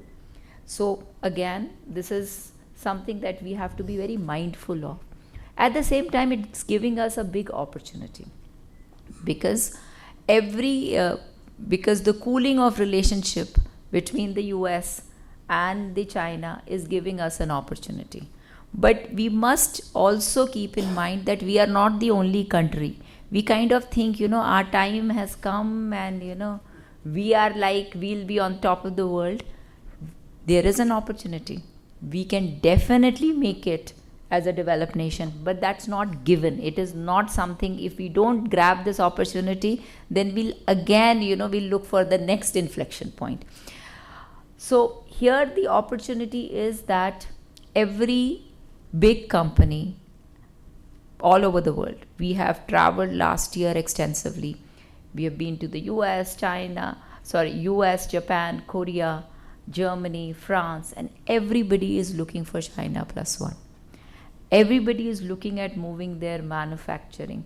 They will have something in China which may look after the domestic market, but when it comes to exports, because everybody is looking at ensuring their supply chains are kind of maintained, and that was not the case during the COVID times, and now of course because of this tension in the world. So that is one thing, and here there are lots of companies that we are talking to. Having said that, lot of this investment is going to the Southeast Asian countries. Vietnam is really made most of it, and so that's again, as government, we really need to introspect that what we need to do, and as industry and manufacturing, you need to guide us and you need to say that what we need to do. So this is again the second challenge and opportunity that I want to bring forth. The third is, of course, the use of AI in manufacturing in the world over, and that will also change the complexion, because we may not require that many people working. Like in advanced country, it is already happening.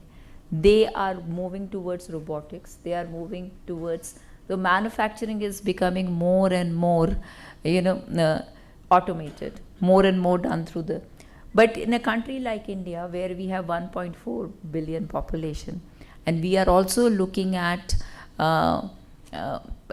like we have huge population and we have young growing population. For 30 years, we're going to maintain this demographic dividend. We need to ensure both. There has to be a balance, that we don't lose out on these emerging technology and we do embrace them. At the same time, we need to ensure that we give employment to the people, to the younger generation. And younger generation also need to look at it that AI analytics gives me opportunity. Like it is a big opportunity that all of us can take. At the same time, let's not just look at employment, gainful employment other places. What is it that we can do? Because there's a lot of opportunity for entrepreneurship that is coming your way. So AI analytics is going to be a very big thing. You already have seen what happened in the US, ChatGPT, the generative AI, and then there were two groups. One group is talking about we need to slow down. The other group is saying, no, we can go very fast. But we do not know the ramification. And that would require a lot of skilling, reskilling, and the newer areas. There would be movement in the economy away from certain sectors towards other sectors. I would not have the doomsday scenario that, only robots will be working and we'll now have nothing, people will have nothing to do. That would not be the case, at least in our country. But at the same time, we have to be ready. We should skill ourselves, we should understand this and be ready for the future. The fourth is again an opportunity, that challenge that I'm talking about, is a lot of shift world over is happening when it comes to demographics. You are looking at Korea, you're looking at Japan, which are hardly growing. They're not even at the replacement level. 2.1 is the replacement level that we talk about in fertility. They are much below that, like 2.1, they're like 0.6. Hardly any, a couple is not even having a child. That's what we are talking about. 0.6 is what we are talking about. And so there are plummeting population, both in the south, in the Asian countries, some of these developed Asian countries. You are looking at in Europe. The only country that is maintaining is, of course, the US, because it's open. It gets people from all over the world to participate in its economy. So again, that gives an opportunity to us. It's a challenge for those countries, how they are going, and which is why the pace of automation, the pace of using AI will increase in those countries, and that will also have a ramification. So when we are saying that the industries, they always look for lowest cost, they look for efficiency, they look for resilience. Now, if these countries can find, that I can manufacture everything by a robot, using the robots in my own country, why would they come to India? So again, this is something that we need to grapple with, and we need to find solutions. So these are the 4 challenges. But all of these challenges, of course, there are opportunities, and all of you are smart here. And at the government, what we are trying to do is that we are creating, taking into account these challenges, we have created a framework. And this framework is that we look at the growth of the state in the 3 sectors, and these broader sectors, and then what would be the building blocks that will serve all these sectors. So the first I would talk about is, those sectors that gives you the maximum value addition. So the GVA, the gross value addition, in those sectors we work harder, because we need to grow, we need to have more and more people, we need more and more poor people getting out of poverty, we need more and more people joining the middle class. So in that, which are the sectors that we are looking at? So if you look at component manufacturing, electronic component manufacturing, that is something where you will find more and more GVAs. Certain parts of the aerospace and defense industry, which are again high GVA producing. Then the second that we are looking at is, this is the first, those sectors that gives you maximum GVAs. Then this, because we as an economy, the might of a country is based on how much GDP and what is the growth rate. Why India is the toast of the world is because we are growing at around 7%, where other countries are growing at a very 1 or 2%. Outlier has been US, which grew at 4.5% last year. That's an amazing growth story again. So that is the second, is that we are looking at those sectors that will give you higher employment intensive sectors. Now, which are those sectors? You all know textile is one such sector. Your electric manufacturing system, the EMS that electronics manufacturing systems like Foxcons of the world or the Wistrons of the world, the Canes, our own people, Canes, all of them do a lot of EMS work, the end assembly. The end assembly requires a lot of people, because when we are getting Foxconn here, Foxconn will be employing something like 50,000 to 1 lakh people. Similarly, your Wistron, which is now taken over by Tata's, is actually employing around 25, and it will increase 1,000 to 40,000 people. Leather, all of these goods are which have more potential, and they are required by everybody. These are the products, phones, you will keep on, every 2 years, you keep changing your phones.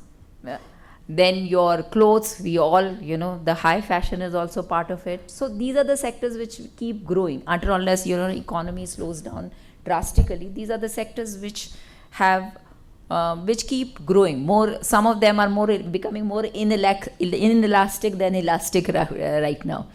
Though ideally they should be elastic. Then we are talking about the third area. The third area that we are looking at is emerging technologies. But we cannot forget, technology is going to shape the future. And if we ignore these technologies, then it will be at our peril. Because right now, semiconductor mission.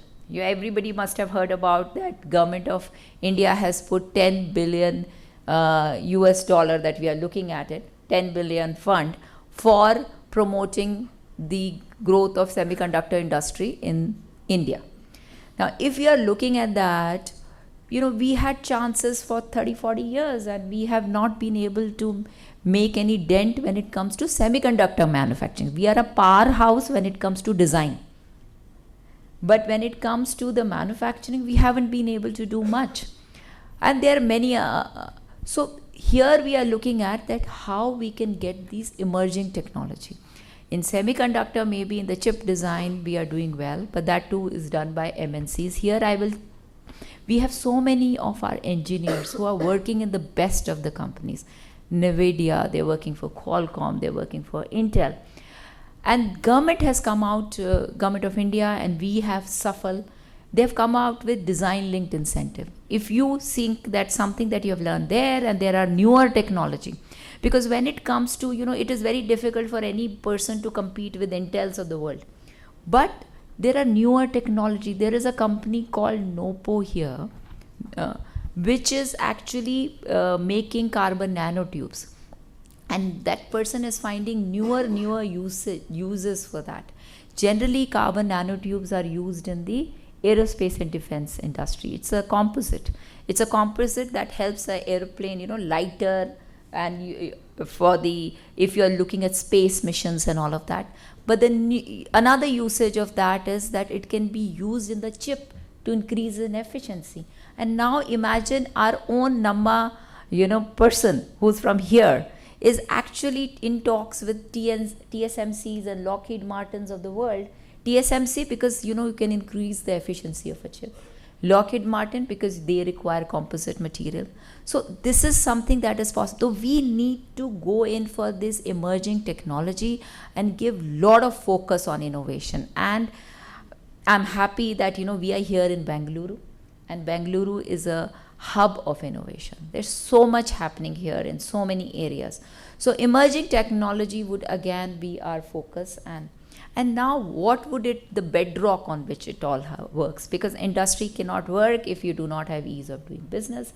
I'm not saying that everything is very great with our state when it comes to ease of doing business. There's so much that we can do, but I would also urge the industry not to take it lying down. If there is something that is wrong, please get up and talk about it. And we are on our side, we are trying to build a platform that can help.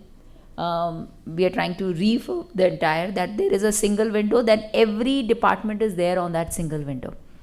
So we will try our best, and we are trying to ensure that there is ease of doing business. Labor becomes the second part, the skilling.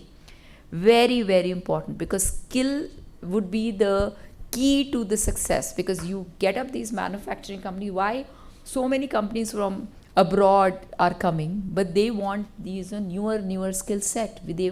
So those skilling is again very, very important.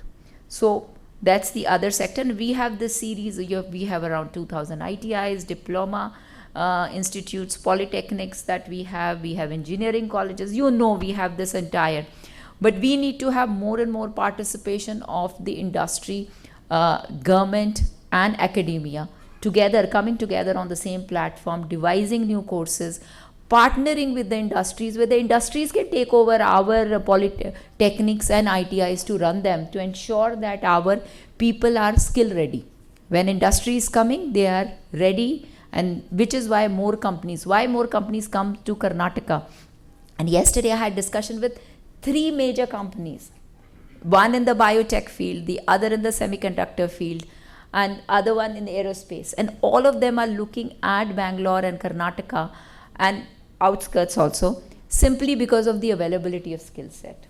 So skilling would be another key. The third is, of course, gone are the days, when government can do, this is like a criticism on ourselves only, that we will say, okay, how much land do you want? Yeah. So that is not going to sell in the market much. What they are looking at, state-of-the-art industrial corridors. And we are looking at how plug-and-play facilities can be provided, because many of these do not. They are very, they don't want to invest on the land much. So they want places where you can have plug and play facilities, you have common facility centers, so that, and very nice places where some of these things that you go to Malaysia, you go to Philippines, you go to these countries, Vietnam, you can see these industrial parks. And that is something that and which is why in the policy also, we have come up with this private industrial parks, where if you make a private industrial park, then we will give you, earlier for industrial parks and all, we were not giving stamp duty exemption to real estate. But that is something that we have provided, and we are giving 5% capital subsidy also. So this again becomes a very, very important. Then the other is, of course, the logistic ease. We spend around 14% of, 14% on our logistic movement of goods from one place to another. There's so much of inefficiency in the system. So that is something again, and I know this is more of an issue with the government, and government has to work on it along with all these stakeholders. We have to ensure, we have to bring down this cost, because this cost is going to eat away on your rate of returns, on the margins, and the companies that come in are very, very aggressive. They want a particular ROI. So for that, we need to ensure that there is efficiency in the system. So this again is a very, very major issue, which as in the government of India, state governments are trying, and we are also drafting a logistic policy where we ensure, for certain things you don't have to come to us only. In the category, there are trade licenses issues and other issues, and we have had number of these discussions, but at the same time put pressure, because every department has a vested interest. There is a public choice theory, if you would have heard it. So we all need to overcome that, and for that, we need more people, asking and demanding for these things. Then only the change happens. And the last thing that I will talk about is the MSMEs, because the engine of growth will be our SMEs. And again, the growth of the nation will depend that how much we are investing in our SMEs. And that will be basically giving them access to finance, access to technology, access to efficient technology, which for the EMS kind of solutions that they required. And then we would require access to good supply chain, because they find it very difficult, access to markets. So these are the solutions that I feel that all our trade bodies and industrial bodies need to work on this, because this is something that as a group they require guidance, they require mentorship, because what is happening is in changes in laws as well, because what we have been looking at and seeing is that we have our dwarf SMEs. Micro should grow to a small should grow to medium, they should grow. But many times what happens is, there are 3-4 people working, and then the growth, they become stunted. They're not growing. And that can be because of these access issues, that they're not getting finance. If you talk to anybody, what I have seen is that it's easier to get a loan below 1 crore. But it's very difficult to raise a loan between 2 to 10 crores. And that is a growth loan that we are looking at it. So again, we have to look at very imaginative solutions here. SIDBI has done something, that credit enhancement fund, but that is again small ticket items. Collateral free, working capital, these are the issues that SMEs are facing. Government is doing its bit, but at the same time, there is a lot more scope for the entrepreneurship to come in this area, and it's happening. We are seeing a lot of platforms that are coming up. So SMEs, and we also have to ensure that there is no information asymmetry, because they don't have the time and the access to get that right information. So we need to get these platforms ready, where the information from all over the world, and this is something that we are working on. Maybe in 2-3 months you will start hearing that what we are trying to do. We create a platform where if there is a food sector and you are trying to find out what is going to happen in, say, UK, what are their policy for importing anything, then we can easily give it to you, like a chat GPT way. You just have to speak and they can give you. So These are the things that we need to work, and we need to make it easier for our people, for our SMEs. And SMEs also, you need to look at growth. It is one thing that we need to, many times what we do is, okay, labor laws are so problematic, I need to so we have another company getting formed and another company getting formed. Which government has to take care? There is a proposal to unify these labor code to make it simpler. We have also prepared something, and there were a lot of discussion. I think after election, these things will start coming out. We have been trying to reform labor laws and give women can work at night shifts even in manufacturing.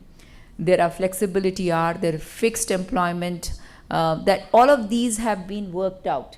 And there are lots more that can be done. Sky is the limit.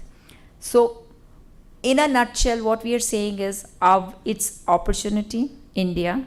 It's advantage, India, right now in the tennis terminology. Now it's all up to you whether we win the match or we go back to dues. Yeah. So I think with the bright people, when it comes to, we have seasoned industrialists here, we have young entrepreneurs, students. I'm sure we can crack this. We have cracked so many problems. This is not something which it's not. All of us have to have one direction, and that one direction is towards nation building. And nation building by doing our own work well. So thank you so much for inviting me, and have a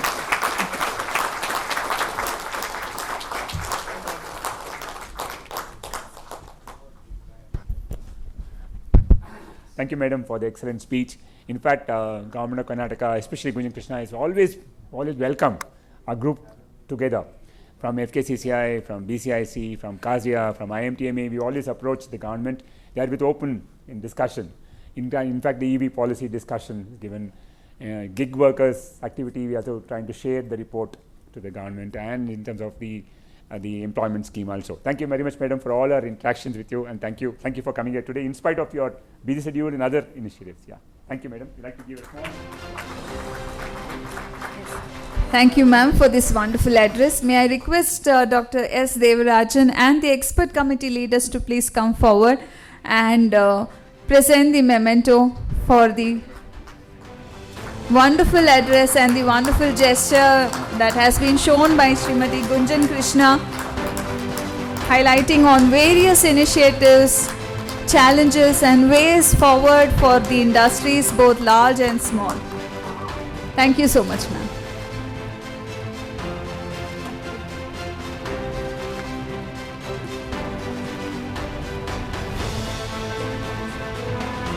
Thank you, ma'am, for your gracious presence. Round of applause as ma'am recites.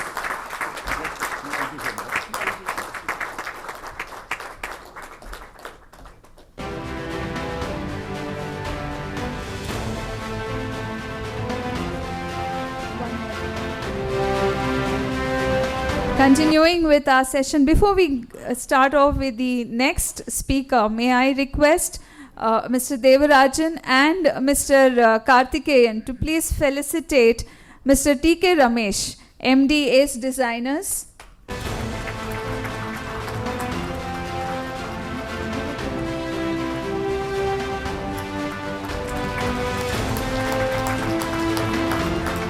Thank you so much, sir, for your wonderful address and your gracious presence here for the conclave.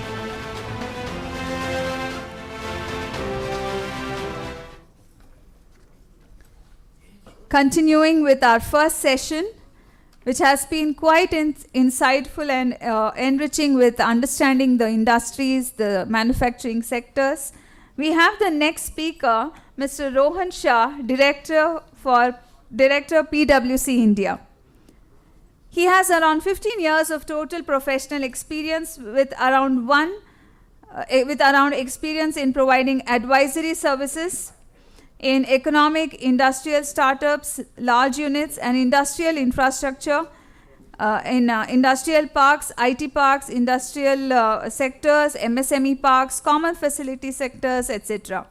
He has a wide experience of working on advisory assignments related to economy, market study, demand assessment, sector diagnosis, competitive analysis, among others. He has worked in international geographies like Nepal, UAE, Saudi Arabia, Maldives, South Africa, Kenya, Tanzania, Algeria, Nigeria, and Morocco. He has also worked with different types of clients that include state governments of Assam, Maharashtra, Andhra Pradesh, Telangana, Karnataka, Madhya Pradesh, and central government agencies like the Ministry of MSME, Department of Information and Technology, Niti Aayog, multilateral banks such as World Bank, ADB, DFID, and others.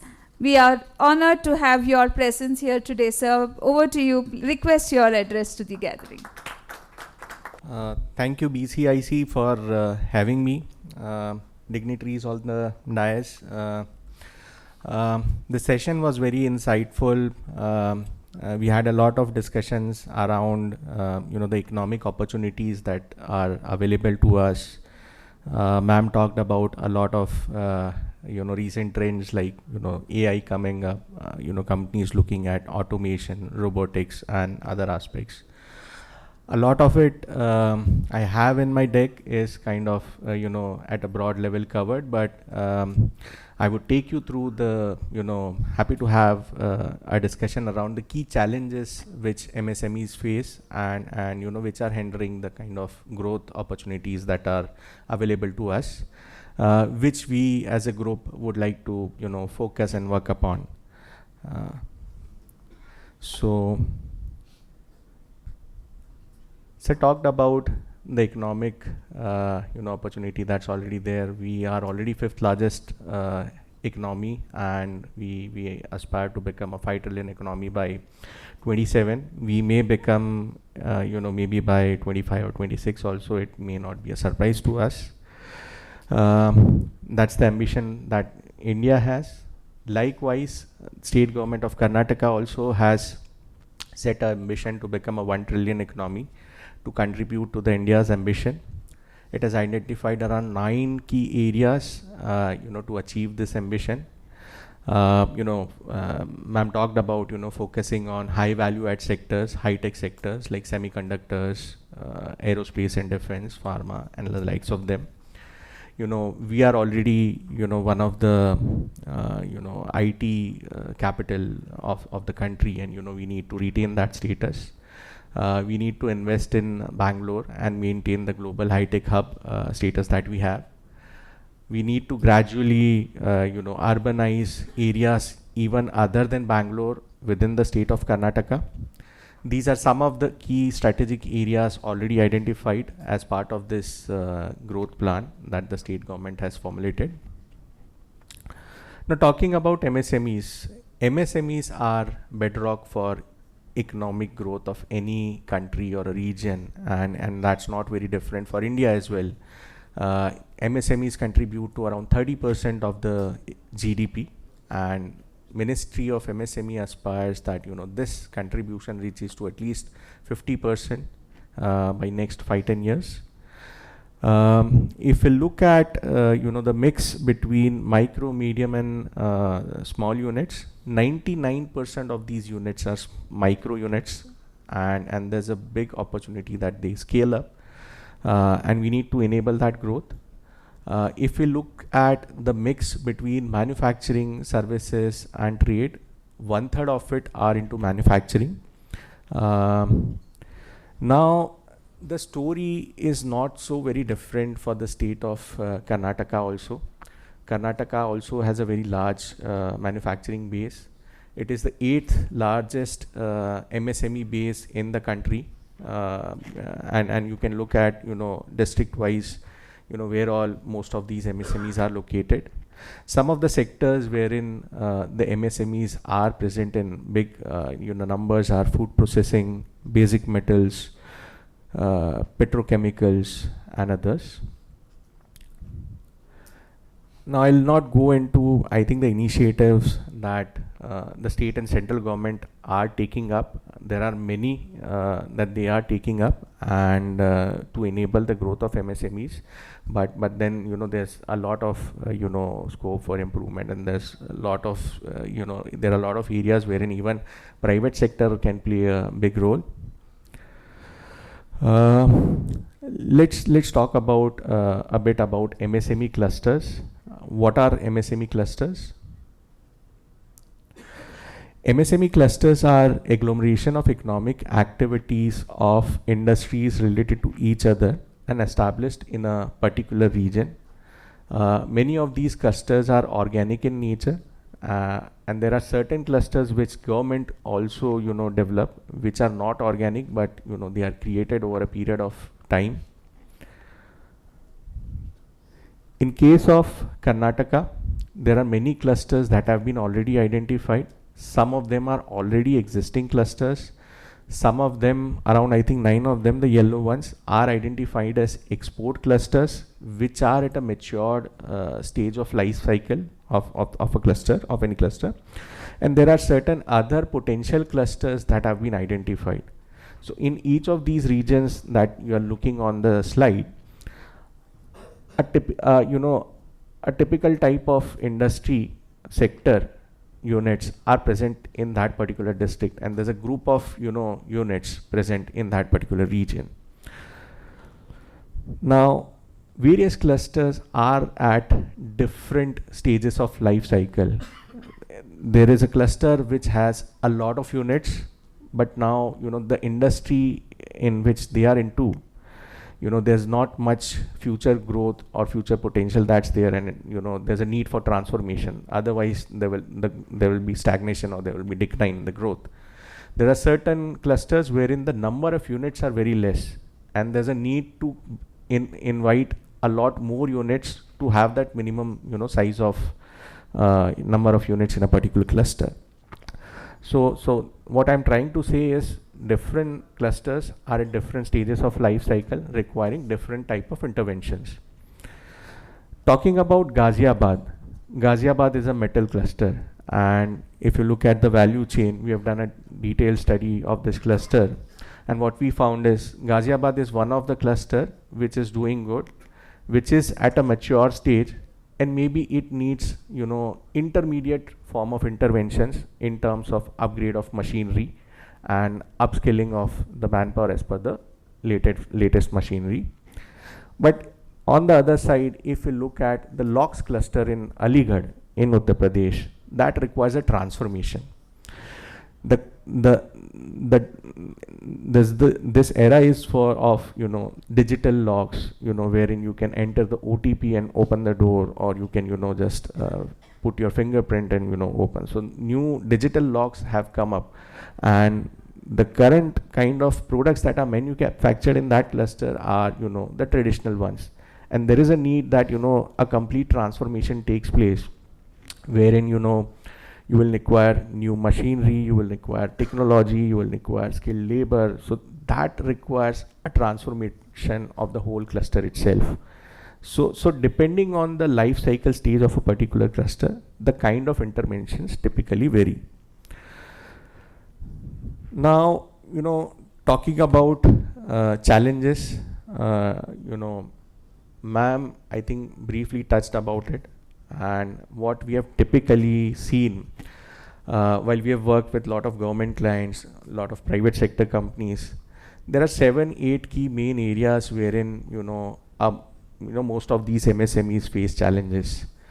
One of the most important challenge is around access to markets, domestic as well as exports. The problem becomes multifold when we talk about exports for MSME units. Think about MSMEs, 99% of which are micro units. Now, if these micro units want to start exports, they will not have the wherewithal that's required to go and promote their products internationally. They'll not have the capacity to identify which markets to focus upon. Not really sure about the quality of the products, whether they are compliant with the international norms or not. Not really sure whether they are compliant with the testing and certification requirements in the international markets. So there are n number of challenges which are there when a micro unit wants to start its exports, and there is a lot that both private and public sector can do to enable this transition. What we have also learned is if we really want to grow exports of a particular country or a region, once for the large units, they have the capacity, they will start doing their exports on their own. They understand the new markets, they understand how to get new orders, how to manage the supply chain and other bits. But I think for the MSMEs, especially the micro and small units, this is a very big challenge, and that's where maybe platform based solutions like something which Amazon is doing. You just need to manufacture, rest everything is managed by Amazon if you want to export your products to other countries using its platform. So those are the kind of initiatives that are required, wherein a platform player or a service provider comes in and provides end-to-end service, from picking up the product from the facility, doing the testing and certification, managing the trade finance, managing the logistics, ensuring that the goods reach to the buyer in the import market, and the whole manages the whole transaction per se. So that's the kind of initiative that's required when we talk about access to markets. Another important aspect, we I think talked about sustainability today, and that's one of the key theme also for this event. Around 75 plus countries are in the process or have already introduced carbon tax or related trade tariffs. Now if most important one is the CBAM, which is introduced by EU, which is going to kick in from 26. And trust me, if manufacturing units don't start thinking around it right now, we are already late, but even if we don't start thinking around it right now, we will have a very big disability in terms of manufacturing competitiveness after 26 once it kicks in. And hence it becomes very important that we prepare our strategy for green exports if we want to export to these international markets. We need to think about what's the kind of source of fuel that we want to use. We need to think about what kind of energy do we want to use. How do we reduce our carbon emissions? If we are emitting carbon, we need to buy carbon credits. And if you see the trend of price of carbon credits, it has increased multifold, and it's not going to stop. Likewise, once the carbon tax CBAM kicks in, at least you can assume a 20% additional tariff on the products which are manufactured wherein you are generating carbon using the traditional manufacturing processes. So we need transformation in terms of our whole manufacturing process, our logistics supply chain, the power and other resources that we are using, and try to see that how much of our carbon emission that we are generating as a unit, how much is it that we are able to reduce in next couple of years. We are working with very large companies, and I can tell you 1 year back we have created plans for some of the largest of manufacturing groups in India, and they have a plan in place that by 2040 or 2045 they will become a net zero unit. But as a MSME unit, are we even thinking around these kind of initiatives? Because these are very critical given the current context. Another important areas, and I'll not go into detail in all of them in the interest of time, access to finance. If we are coming up with new solutions, new technologies, are there enough banks or financial institutions which are ready to lend money, considering that we are into new business and it's more risky? So are we able to get funding in that kind of situation? Are we having that credit history? For example, it becomes a big challenge, and ma'am talked about it, managing collaterals and other bits is a issue for micro units. And on the other side, there's another challenge. We have been working with a lot of clusters in Uttar Pradesh, and when we talked with the banks, the percentage of NPA is very high when they are lending, giving mudra loans, which was introduced by the government of India, which was collateral-free loans. And I think the percentage of NPAs in the state of UP was somewhere around 75 to 80%, which was really very surprising. So, how do we, solve this as an issue and help solve the access to finance as a challenge? The third piece is access to infrastructure. Now, by infrastructure, what I mean is, common infrastructure initiatives.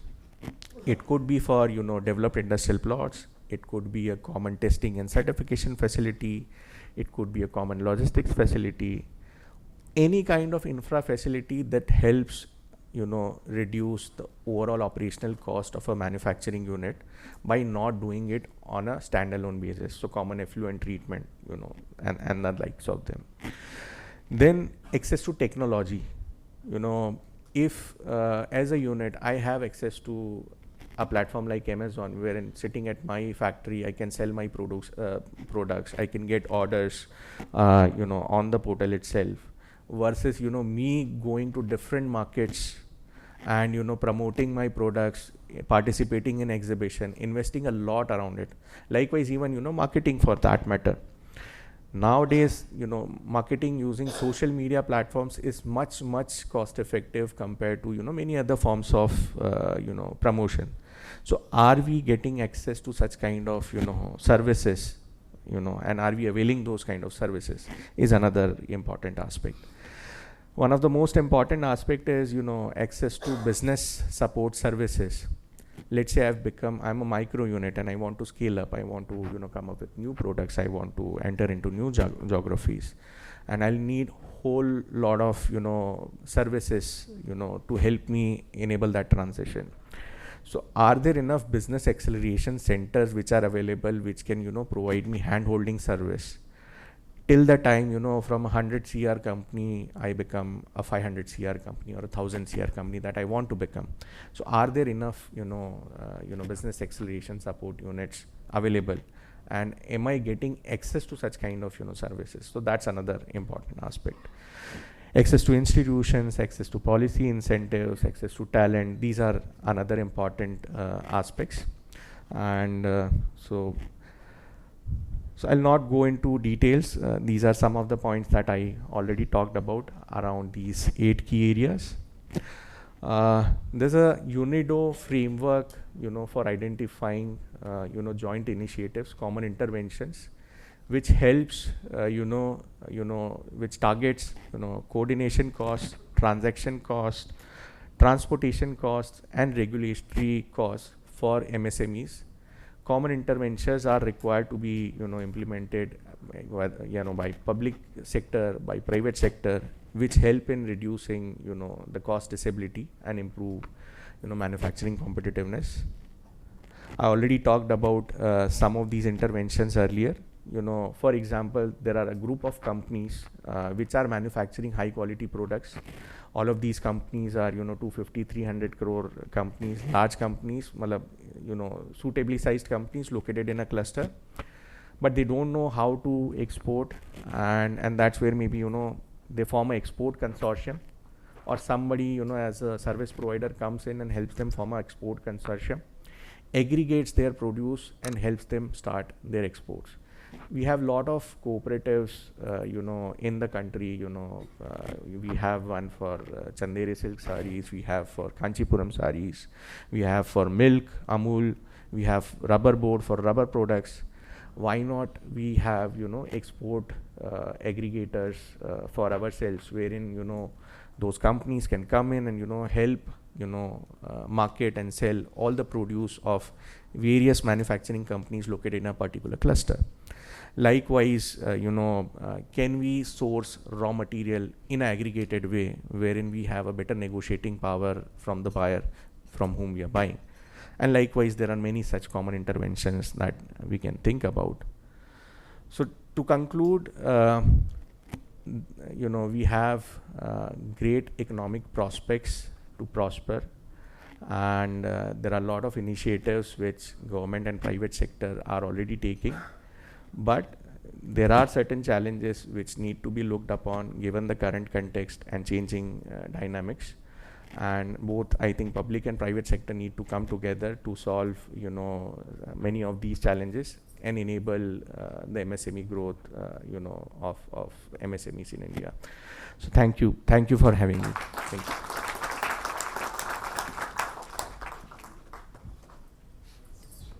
Thank you, sir, for the insightful address highlighting on all the MSME clusters and their challenges. Mr. Rohan Shah has joined us all the way from Ahmedabad, joining us here today. Thank you so much, sir, for coming down and being part of this marketing conclave. May I request Dr. S. Devarajan to please felicitate, along with Ms. Ira Gilani, to please felicitate Mr. Rohan Shah with a memento.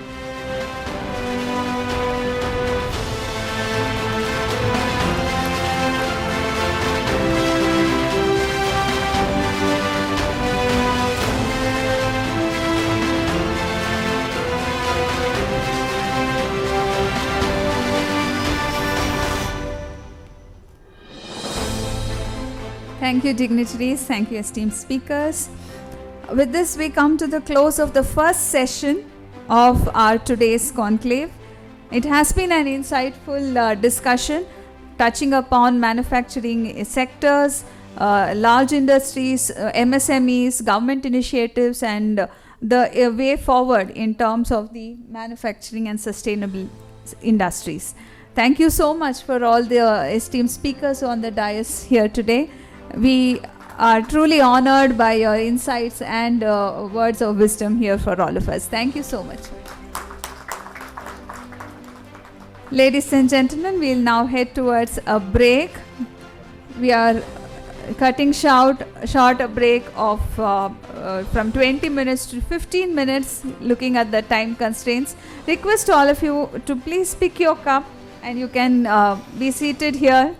And so that we can start off, we would like to hear more from these speakers and understand better from their experiences. Thank you, all of you. Ladies and gentlemen, all those who have registered today, please collect your receipts in the entrance where your registration process was completed. Request all of you to please collect your receipts of registration. Thank you, all of you.